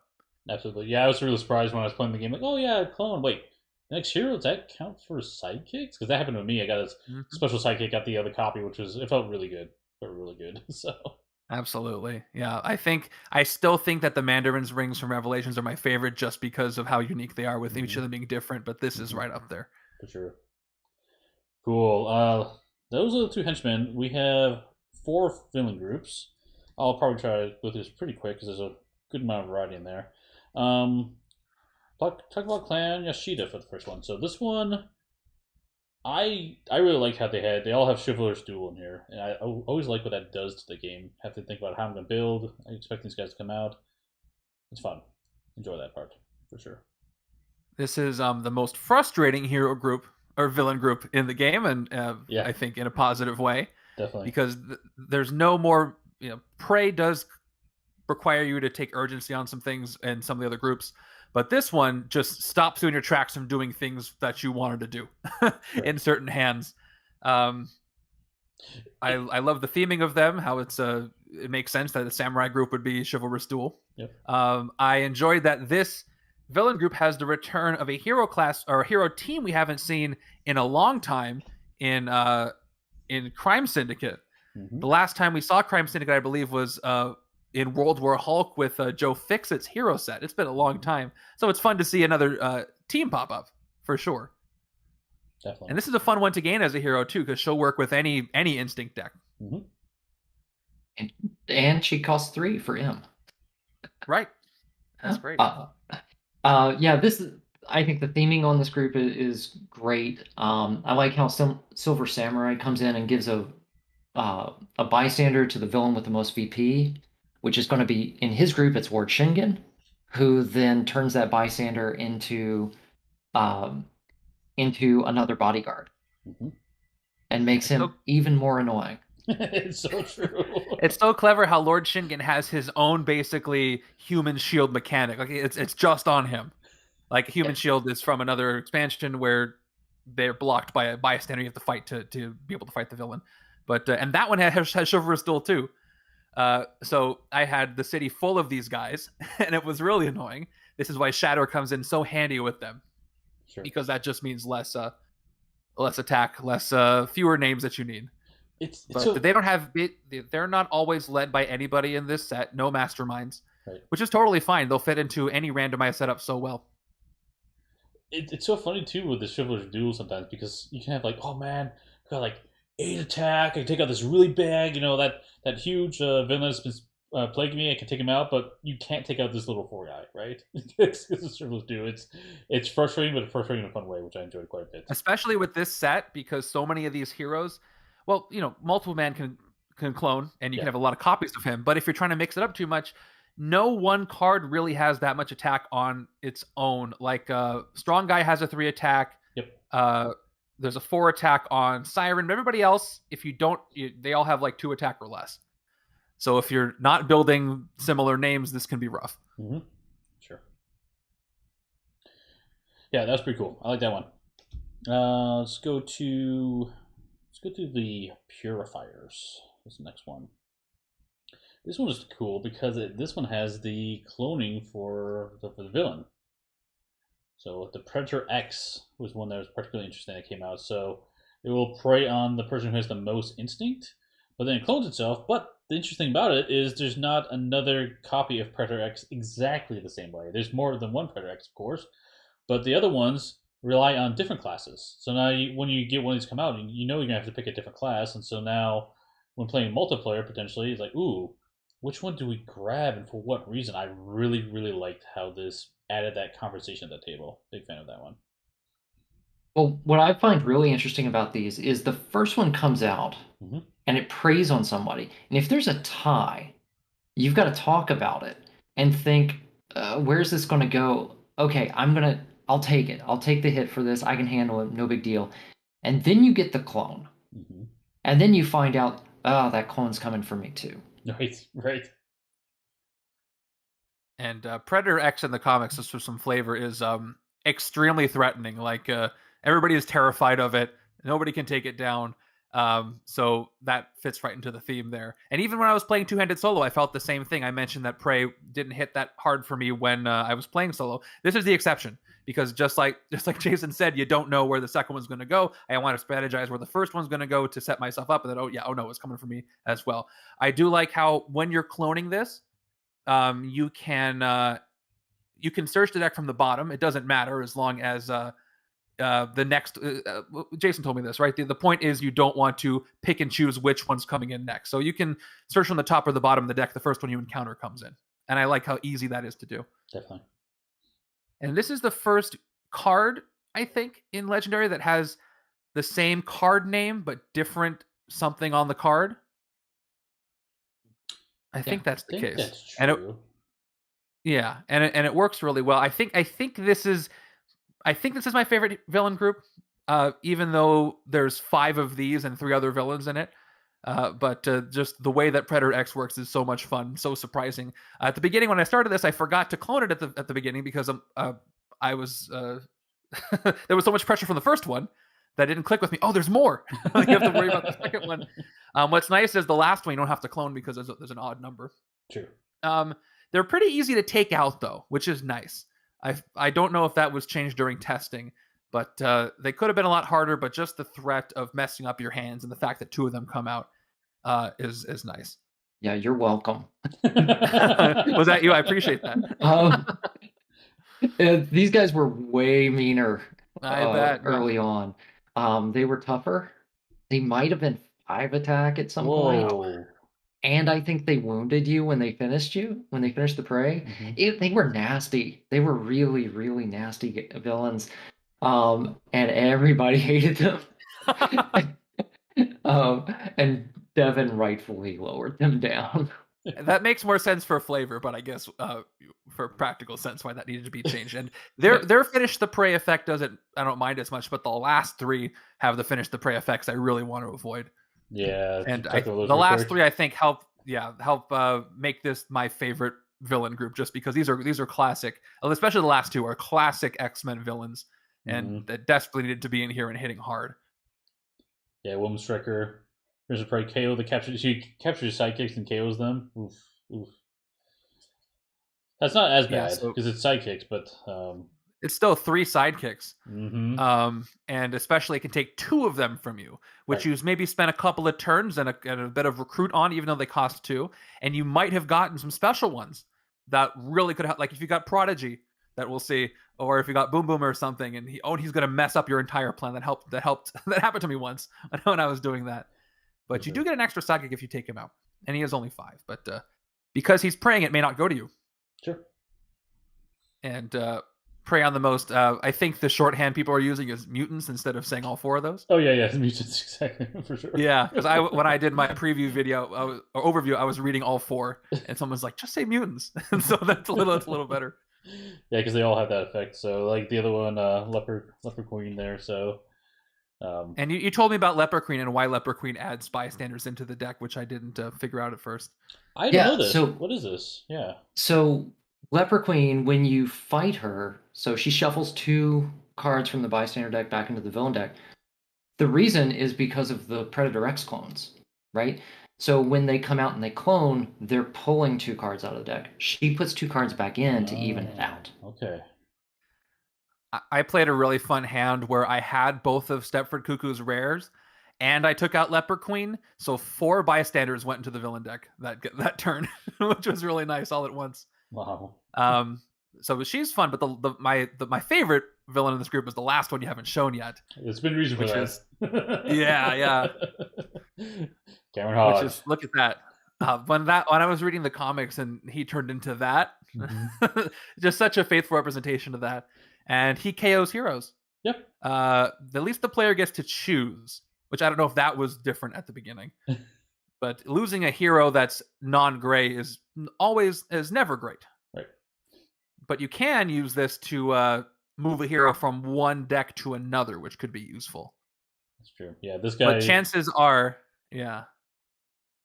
oftentimes you'll be preyed upon by more than just him at any given time, depending on what came out. And one person's turn, they could have this happen, and he preys on player 2, and then player 2's turn comes, and they get preyed upon as well. So now you're stuck no matter what. You're not going to get 9 attack probably if it's an early game, and you have to pick your battles. Absolutely.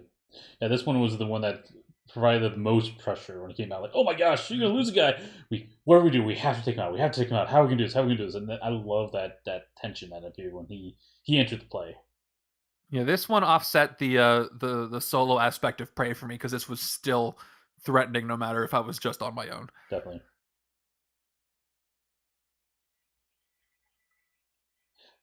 Okay, well, see, that was the Purifiers. That's a fun one. Let's jump to the Acolytes real quick. So I'll start with probably the most basic. Okay, I am horrible at pronouncing names. I do not know how to say this name. I can say this. I practiced. Okay. It's Unashone is her name. Unashone. Thank you. Yeah. I think this villain group is super cool in the way that this whole villain group is a gamble. The whole thing, maybe except for Unashone, but the whole thing is a gamble, and I love that. Yeah, she's the most straightforward one. I think the rest of them get really interesting. So, let me jump to the one I mentioned earlier in the stream, Tempo. It's like, oh yeah, 16. Holy crap! But but you can choose to draw one less card next turn to shatter. You do as much as you want. This one is where you really want that Warpath card, because oh man. Exactly.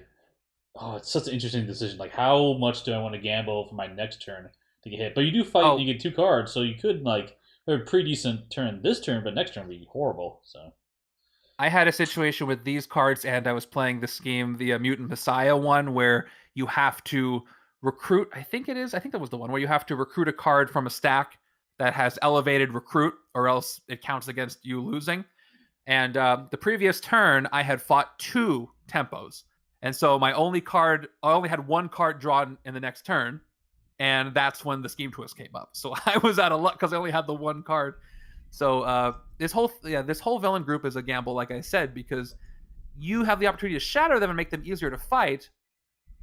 But this one's most straightforward because you kind of know what's happening. You kind of know that, okay, next turn, I'm only going to have this many cards. The other 2 are more of a gamble, but this leads into that. Yeah, definitely. Yeah, one of the interesting things about playtesting is it's not all complaining, hey, I'm dying, please stop, make it stop. Sometimes we highlight things, and Devin really appreciates it when we point out things that we really like, right? And this was one of the cards that I said, hey, I love the flavor on this card, don't change it. Right? Absolutely. Because for me, it immediately connected back to the concept of tempo in Magic the Gathering, right? Where how fast are you playing cards? And that's what she's doing. She's controlling your tempo in the game when you fight her. Mm-hmm. Yeah, it's such a strong connection. This one, and then I'll jump to the other one real quick. That had a very strong connection for me for the name and what it did was random. This guy was... That's great. Oh, just nailed it for this guy felt so random. I loved it. Yeah, random was already in a villain group, but this is the superior version of random. It's got to be. I failed the first time I did this because so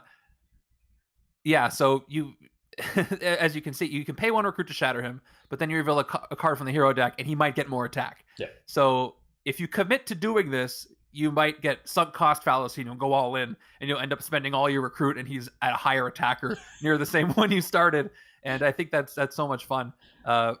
If you're lucky, you'll be able to take him down, but you got to know what cards are in your hero deck. You could be lucky where you only have maybe instinct or strength, and you might get away with it. But I just want to say Hellcat will check the top card of that deck for you. She will. But yeah, when random comes out into the city, I get very intimidated because I want to be able to fight him, but at the same time, I'm like, oh, how much is this going to cost?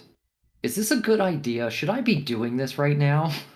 Or should I be spending my recruit on actually recruiting things?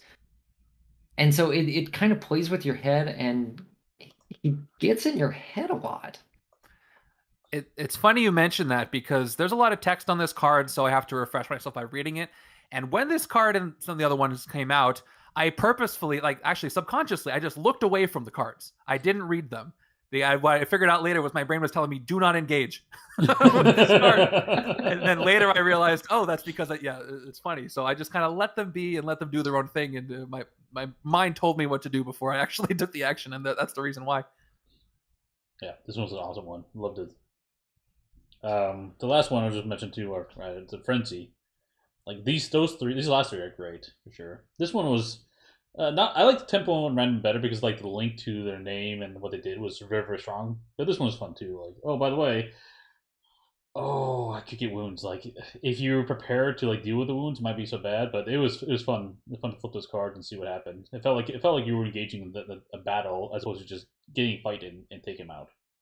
And this is the one that balances it because this is where the strength and instinct triggers are. Yep. I put in my notes, sometimes it might, except for random who has an escape effect, it might just be better to let these guys go if they're on their way to escape and you don't care about that for the scheme. Because, again, do not engage sometimes. I would probably weigh that option. Might be worth it to just do other things with my points. Sure. Cool. Let's keep going. And then we got one more villain group, and then we'll jump to the Masterminds, and we'll end this pretty soon here, I think. Reavers is the villain group. So these ones also had a lot of prey on them. So I like seeing prey. I was happy to see this one on it. This one didn't feel as bad, but there's one card in particular I want to call out. That is Pretty Boy, because this one was... I had to do a double take on this one, what he did. So... This is where Investigate really comes in handy. Definitely. Yeah, because his fight. Discard the top card of your deck. If it has a recruit icon, you get +1 recruit. Cool. And the villain preys on the fewest covert. Like, wait, what? He preys again? So he can come back, almost like come back from dead. So you have to find him. He's only 2 attack. But he can be a nuisance if you're not prepared for him. It feels a lot like Iron Spider from the Civil War set, which kind of keeps coming back as well. And I could imagine this being really fun in a big multiplayer game because they'll just hop around for sure, depending on what you have, right? When you fight them. But so as far as the whole villain group, quickly, I feel about this villain group how I feel about Prey, which is I think pretty great for multiplayer, but it felt a little weaker for solo play. Sure. I like the Prey effects for the Purifiers did a lot more for me, but at the same time, this is the multiplayer affect everybody and jump around and do different things. I think the first card you showed is the most damaging one because I can KO one of your non-grays.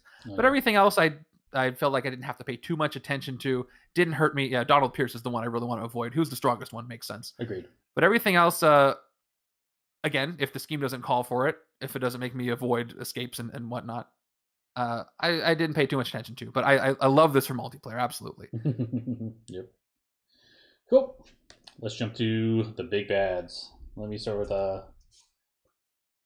let's start with, well, since we did the Reavers last, let's start with Lady Deathstrike. Start with her. So I was, let's see, so, yeah, that's right side. I was like, oh, she's 8 attack. That's not too high. That's not medium high. Not too strong. But then I realized how devastating that is with the prey ability. Like, it's so hard to stop her finish the prey effect, even with the 8 attack. She was more devastating than I expected when I played against her. She is, out of the 3, she's my least favorite. I really enjoy what she does, though. I've played against her and her epic side, and the epic side actually feels better to me, feels more optimal. 8 was I understand why she's a cost of 8. Yeah, so it's 11, and she has a bit of a more damaging. She gives you a couple of wounds instead of just 1. Yeah. And especially playing within this set, because of all the investigate and the KO power you do have, I felt like the epic side was a better challenge for me. playing against her. But I do love the fact how it's ideal to hit her while she's praying, because she has one tactic that can go back, shuffle back in if she's not praying. The other one can mess with the other player if she was not currently praying. So lying in wait and waiting for her, like, should I hit her now or should I wait till she's already praying? That's the fun decision for me here. Yeah. I also agree that I enjoyed her, but she also was my least favorite of the 3 masterminds. And again, that could be part of the, you play co-op, but it could be part of the solo thing. But as far as the balance, I enjoyed playing her epic side a lot more. Yeah. Yeah, and it's not that I didn't like the prey. Like, the prey in the co-op was really fun, but, like, I think the other masterminds did things that were cooler, I guess, or more fun. Yeah. So that's what comes down to it. She's not bad at all. It's just, right. if you're comparing them. For sure.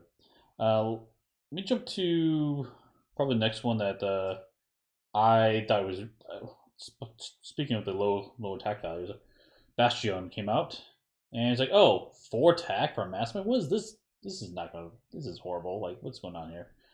But then I realized that he literally just summoned a bunch of additional masterminds, which was really, really cool. I enjoyed playing against him a lot. He was fun.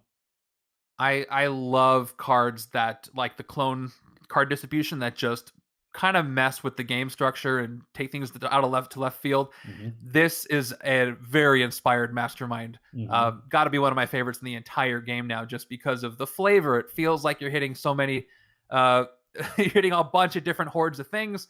The epic side really ramps it up, works with sentinels that already exist, gets bystanders involved. I'm wondering if, and the tactics are all different. Mm-hmm. I'm wondering if Bastion might have started out as a villain group, kind of like Timelines of Kang. I don't know if that's the case, but I'm glad it's this, with the tactics being different forms of Bastion. Mm-hmm. Can't say enough good things about this mastermind. My favorite.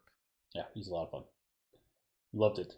It's just, and it's interesting too, because like as they appear, there's windows of opportunity where you can maybe win the game if you can take out these last 2, and meanwhile the city's filling up as you're trying to do it. If you don't do it, then you got all these you have to build back up to it, right? Because he spawns even more masterminds. I really enjoyed him. It's super cool. Big fun. Let's talk about go ahead. I think he's probably he might be the most flashy in the set, because he just kind of fills the board on his own, right? And he gives you that really interesting dilemma of, when you have so many targets, which one do you hit? Yeah. Right? Do you try and take him out while you can, or do you take out one of his tactic masterminds that you just have to hit once, and then just stop them from piling on yet another Master Strike effect? Because individually they're not bad, but if they pile up, you can find yourself overwhelmed very quickly. Exactly. And this is one where Shatter does the least to Bastion, because everything's already kind of weak and there's a lot of them. And shattering the mastermind, I think that shatters all the masterminds. If it says shatter the mastermind, or do you pick one? I don't recall. So there was a clarification in Annihilation, because of the scheme where you have multiple villain decks. And it said, whenever something refers to the thing, and there's usually only one of that thing in the game, you pick one. Right? So, like, if it says investigate the villain deck and you have 5 villain decks, investigate 1 villain deck. So I would assume that it means, it also said this includes masterminds. So if it says shatter the mastermind, you pick a mastermind. Yeah. Well, there you go. Yeah. So Shatter is powerful, but not as powerful against Bastion. So I like how he has his own strengths and weaknesses in the unique way he builds up his army there. For sure. The last one we've mentioned before, and saving the best for last probably here, is the big guy, Exodus. Look at that number, 32 fight. Oh my goodness, my wife is like, wait, what? Yes, 30 fight. This guy's, he is tough. He's a tough one to deal. It's interesting because when you're playing against him, yeah, you can take him down, you win, but it's a long haul to get to the stage where you can finally hit him the first time. It's so satisfying when you do, because you need to have the right combination of enough attack and also enough recruit to shatter him enough so you can actually deal damage to him.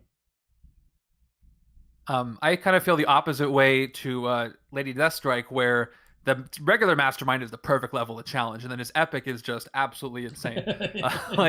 I played against Epic Exodus last night, and let's say 3 Master Strike has been played. You need 5 recruit to shatter him each time. So just to get him down to 9 attack, that's 10 recruit.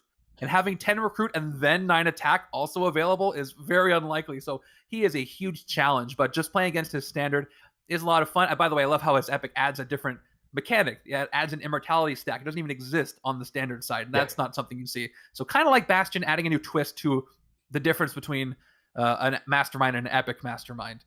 But it's a fun new way to weaken the Mastermind, the standard one. It feels like Cosmic Threat on Galactus, where you need to have multiples of a hero class, or size changing, where you need to have different hero classes, except it's a little easier to entry, since you just have to spend recruit. You don't need a bunch of different hero classes, but you do need to have the recruit in order to do that. So I like the twist on that a lot. For sure.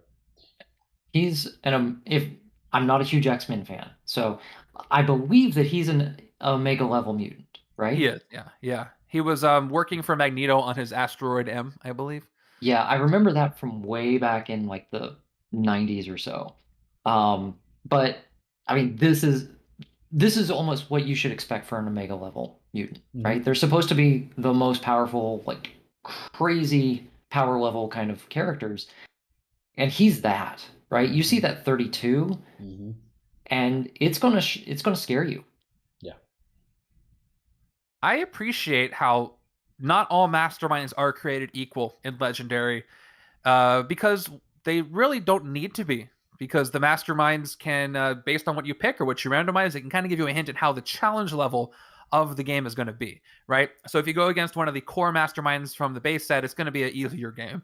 But if you go against somebody like Exodus, you know it's going to be tougher, and there's all kinds of difficulty levels in between. And it's just another factor that alters the game. It doesn't always have to be the same amount of difficulty each time, which I think that's some people's hang up, but it's not necessary. It's more fun if you have, a different challenge level sometimes. And Exodus is another notch in that option, that pool of options that you can have. Agreed. As one of the more tougher Masterminds, yeah. Definitely. Yeah, there's a lot. He's a fun. I enjoyed him quite a bit. I do want to end this chat soon here. We'll go over the next 2 topics real fast. But we know we mentioned the schemes. I do want to mention them again real quick, how they work. We have a veiled scheme and unveiled side. So this was something I did not expect at all. But for example, like this one, when you get to twist 4, it says this transforms into a random unveiled scheme due to this twist effect, which we shuffle them up. And I'll just flip this one over for example. But now you see what is actually going to happen with all those schemes you have. All those twists you have stacked to it, and they do a lot of other random effects. I both really like it, and also there's a part of me that doesn't quite like it, because I like how I don't know what's happening, but at the same time it doesn't really have a very strong connection to me when I'm just stacking twists next to it, and then those twists don't necessarily make sense to me in the story I'm building in my mind when I'm playing this game. But regardless, it's still fun. So yeah, I get that. That's kind of what I mentioned before, where they're all kind of similar in that way because they kind of have to be. Right. But I think that's offset by just the novelty of it, and the fact that you have, with 4 unveiled and 4 veiled, you have 16 combinations. And if you add another expansion with the same, that's 64 combinations, which is great. And I know Jason's been running Legendary Leagues for a long time. I started running a league maybe last year, and this just makes our jobs harder with trying to run these leagues. Because, if I'm doing a league, I don't want people to know what the unveiled scheme is before it's time. So how do I tell them what the setup is? Right. And so that just adds an interesting twist. But I get the criticisms, and I kind of feel that way. But just because this is one set of schemes amongst the many, many schemes already in Legendary, it is negligible to me. I agree, especially the last segment. Like, totally fine with having this in there. There's so many schemes that already do that other story part. I'm fine with having more of these. It's fun. It's a lot of fun. Even if you just have the core set, there's so many different varieties of schemes within the core set itself. Exactly. I think the schemes in the core set are one of the strongest parts of the core set, and you already have that variety there. So this Definitely. is just it just adds a facet to it. For me personally, I really like the expansion where we get like an occasional bit of hidden random information, right? So things like from Fear itself, there was the Uru enchanted weapons Like, I'm going to fight this, but then it's going to get a boost that I don't see coming, right? Or Contest of Champions. Some people like it, some people don't. But I actually like it for that little bit of randomness that it introduces into a game when otherwise, I kind of know what to expect. This takes it to another level, right? I don't know how I'm going to lose the game. That's a big deal. And that makes these really exciting for me. I really like them. I definitely understand, like, yeah, they all kind of get set up the same way, but the distractions that they give you on the Veiled side, and that's basically what they are, right? They're introducing some sort of distraction to keep you busy from doing other things because you don't want to have one of those twists get stacked up. Those distractions, well, yeah, so the more twists get stacked up, the worse it's going to be for you when it flips over, right? I really, really like the way that these kind of come together. I think Devin's in chat right now. Hello. Oh, nice. Welcome. So yeah, I get that. I've heard, I know there's people like to play these kind of games for different reasons, and some people like to min max and make the hero deck as powerful as possible, and they also don't necessarily like the random elements that you mentioned because they want to know what's coming. But I'm not as strongly on the camp as you are. Like, you like the random elements. I'm more leaning towards your side, though, where Legendary is, there's luck. There's a lot of luck involved, a lot of randomness involved, and that's kind of, it's a deck builder. That's what you get. So that's why I like the things like these veiled and unveiled schemes, because if you go in there with the schema of expecting randomness as part of the strategy, you're not going to be able to control everything. That's not the point of the game. Exactly. Then you'll appreciate these. Exactly. Yeah, and I think just to be clear, like I'm not saying that the randomness I'm totally fine with, because like you said, this is kind of a deck building game. It's more the story. Like sometimes that story trying to tie between what's happening in the beginning and the end of this. Like mechanically, I love how it works, but like the story of it, I struggle with making that story in my head, and it's just how my mind works. But yes. So like if it's Raid Gene Banks 2, and then you pick Open Rifts to future timelines. Yeah, exactly. Like I can see myself coming up with something for that. Like you might have to stretch, but it feels like, comic books do that. Oh yeah. And like, how does that happen? It's secondary to me, but I think I can put something together. So I get that though. Yep, and I feel like the other ones are a little more stronger link for me. Like I can kind of understand why this Twitch are doing that, but it's a minor point to mechanic that despite my thematic quibble there, I love how they work mechanically. It's a lot of fun. Yeah, I think it's super cool. It's a way to make twists a little more interesting, or schemes a little more interesting. For sure. Yeah, thematically for me, I always view it as that veiled side, that first side is just. It's a distraction, right? It is the lead up, like first issue, like side plot, or like the opening few pages of an issue that are just keeping the heroes busy while something else is going on somewhere else. Definitely. If you think about it, this is one of the first sets of schemes that actually lives up to the name Scheme Twist. Because that last twist on the veiled side is a huge scheme twist, because literally you twist the scheme into something else. So that I like that. Sure. that puts a whole new meaning to the card mechanic. Oh, actually, something that just dawned on me just now. The scheme transforms into a random unveiled scheme. That keyword isn't mentioned in the rules, is it? Not that it's a huge deal, but it's interesting it's there. Is it not? Because I know it comes from the transforming schemes were in Revelations, correct? I believe that's correct. Yes. Yeah. And then World War Hulk had the transforming masterminds. Mm-hmm. Yeah. It just in the rules under veiled and unveiled schemes, it says the quote, "This scheme transforms into a random unveiled schemes," and then it says that means. So it tells you what it means. It is bold because it is a keyword that was used before, but it doesn't. Since I think it only applies to the veiled and unveiled schemes, no need to separate what transform means. It's just part of the same unveiled mechanic. Exactly. Yeah, it's obvious what it does, but I was just noticing that just now. So yeah, that's a good point. Cool. Okay, last thing we'll mention real quick, and it's been a long one, but you guys are awesome. This has been a great chat. The sidekicks, a lot of fun sidekicks in here.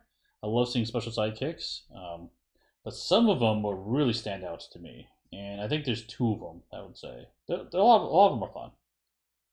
But it's a blast that the sidekick stack is now like the same size as the officer stack, and I'm one of those people who uses all this. I have a giant stack of bystanders. I use every single one all the time. Me too.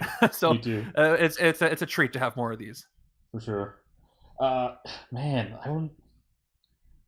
Yeah, someone really cool like Rock Slide, Shatter a Villain. That's cool. Like that's very useful. But the one that really jumped. Go ahead. I was just saying I think Prodigy is a lot of people's favorite. Yeah. Yes. I'll pull him up. He is really, really cool. Play this card. It's a copy of another hero you played this turn that costs 6 or less. So you can just copy another one. So that is so many possibilities with them. Really, really fun. Being able to copy powers without a copy powers hero, it's hard to argue how powerful that is. Exactly. For 2. Like, ooh, yes, won the lottery in this one. recruit him. Yeah, this is the card that I used in my playthrough to copy Siryn's Uncommon and double shatter the city. Oh, that's wow. Great. Okay. Yep. I think Rusty is probably the weakest sidekick, but that's okay because again, like the random element of this game, there's no guarantee you'll see any of these. Right. You just recruit from the stack, and it's fun to just get to. They don't always have to be the same balance. They're not super strong because you do, with the exception of Boom Boom, they all go back once you play them. But Rock Slide is great, shattering a villain maybe at the right time. Layla Miller works well if I was doing a mono team deck, and it almost always worked. Mm-hmm. Also, Investigate lets you look at the top. There's just so much variety here. And I love how we have our first 2 tech sidekicks. The Pet Avengers don't have any tech in them. So that's great. I was hoping we'd see one of those. We got 2.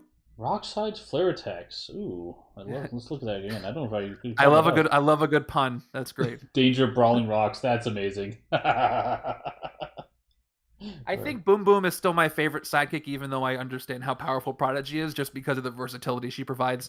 I used her to hit a Mastermind the other day by using her 4 attack because it just gave me that attack I needed. I took the wound, but it was worth it. I used her time bomb effect to save a hero class I needed for a trigger for next turn. She's just my favorite because of the versatility. She's my favorite too for the same reason. Like I was able to do the nice thing is like I was playing with her with I'll just pull the other card real quick. Rictor's Unearth Tectonic Power, right? Investigate for a card that costs that's blue and or instinct. And by the way, you put it on top of the deck. I'm guaranteed to get her, and I can see my next card, and then I can investigate for whatever that one is. I got a free peek basically. She's also great for things like Stepford Cuckoo's Tactical Formation because you can reveal her as part of the formation and then put her back by playing Time Bomb. Oh yes, exactly. Yeah, so many cool things you can do with her. I like her a lot. Oh, Excalibur. Boom Boom helps with Chivalrous Duel. Yeah, if you really need that 4 attack to prevent something. Yeah, that's true. That would work. Excellent. That was a long one. We went through everything. You guys want to share your final thoughts on this expansion? What are you guys thinking? Let's see if I find this. Yeah, I'll go.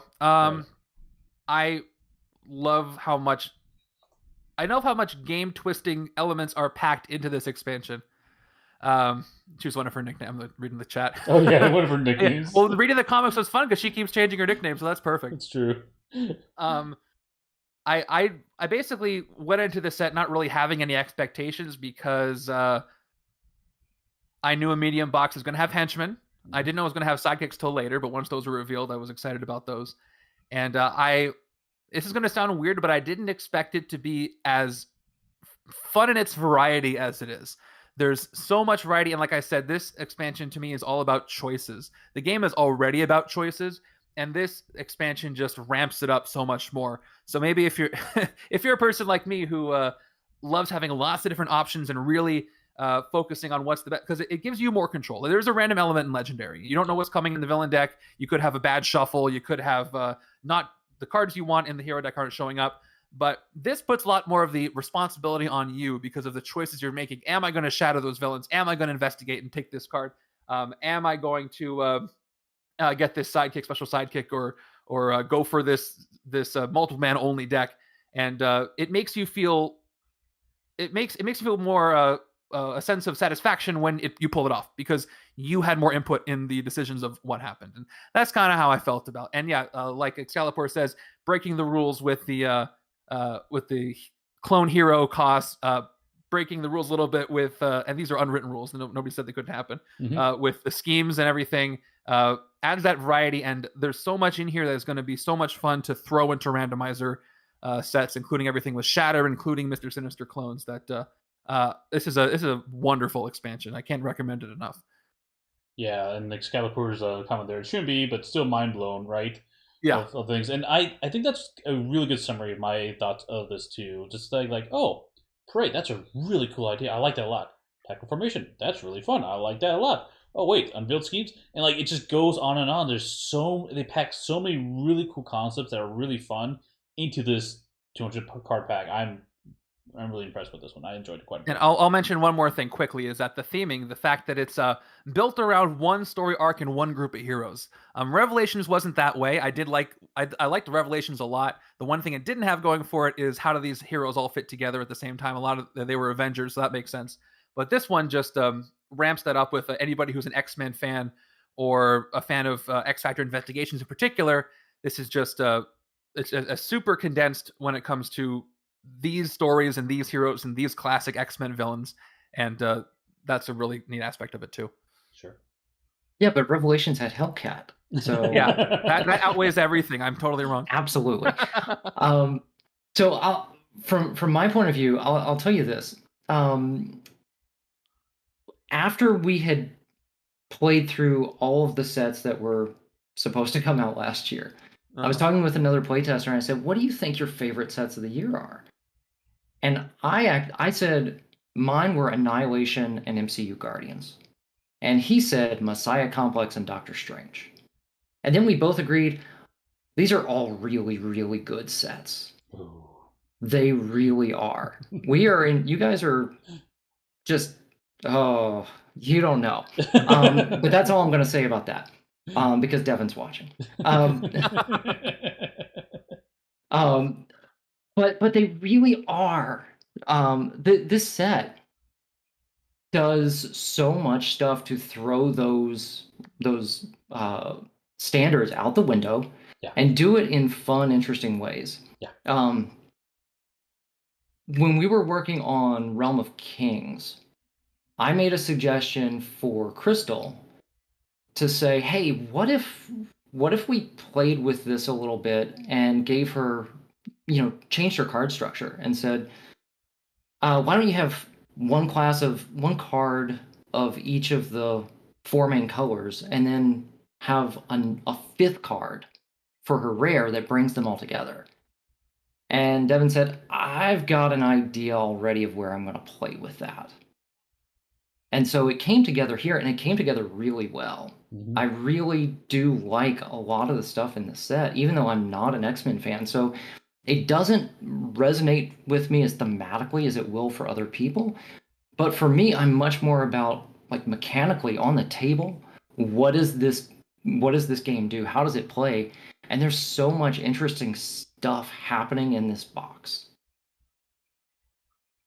And those things aren't something that you could do unless you were like 20 expansions in, because there's so much established, following a certain set of guidelines and veering off in different ways to change up the game. But you wouldn't want to do something like this that early in a game cycle, right? But 20 expansions later, you can change things up in a big way. And so that seems like the natural direction for something like this to go. And I'm glad it did. Very cool. Yeah, this was a fun one. I really like this one. I can't wait to see more coming down the pipes for this game. Love it. Really pushing the envelope for the design make me space. extra excited. I know. Extra excited for the other expansions coming. But as I always do, as I always do, I will watch with great interest. Exactly. Excellent. Well, this has been going on for a while. You guys have been awesome. Thank you so much, Bageltop Games and Jason. You guys were a blast to have on. Really appreciate you taking time to join me. Yeah, thanks so much for having me. Yeah, thanks. It was a lot of fun. Cool. Excellent. Well, end of the stream. If you guys like this thing, let us know. We'll try. Maybe we can get back and maybe review the next ones as they come out. But it's been fun. I'll see everyone at the next stop. Bye-bye.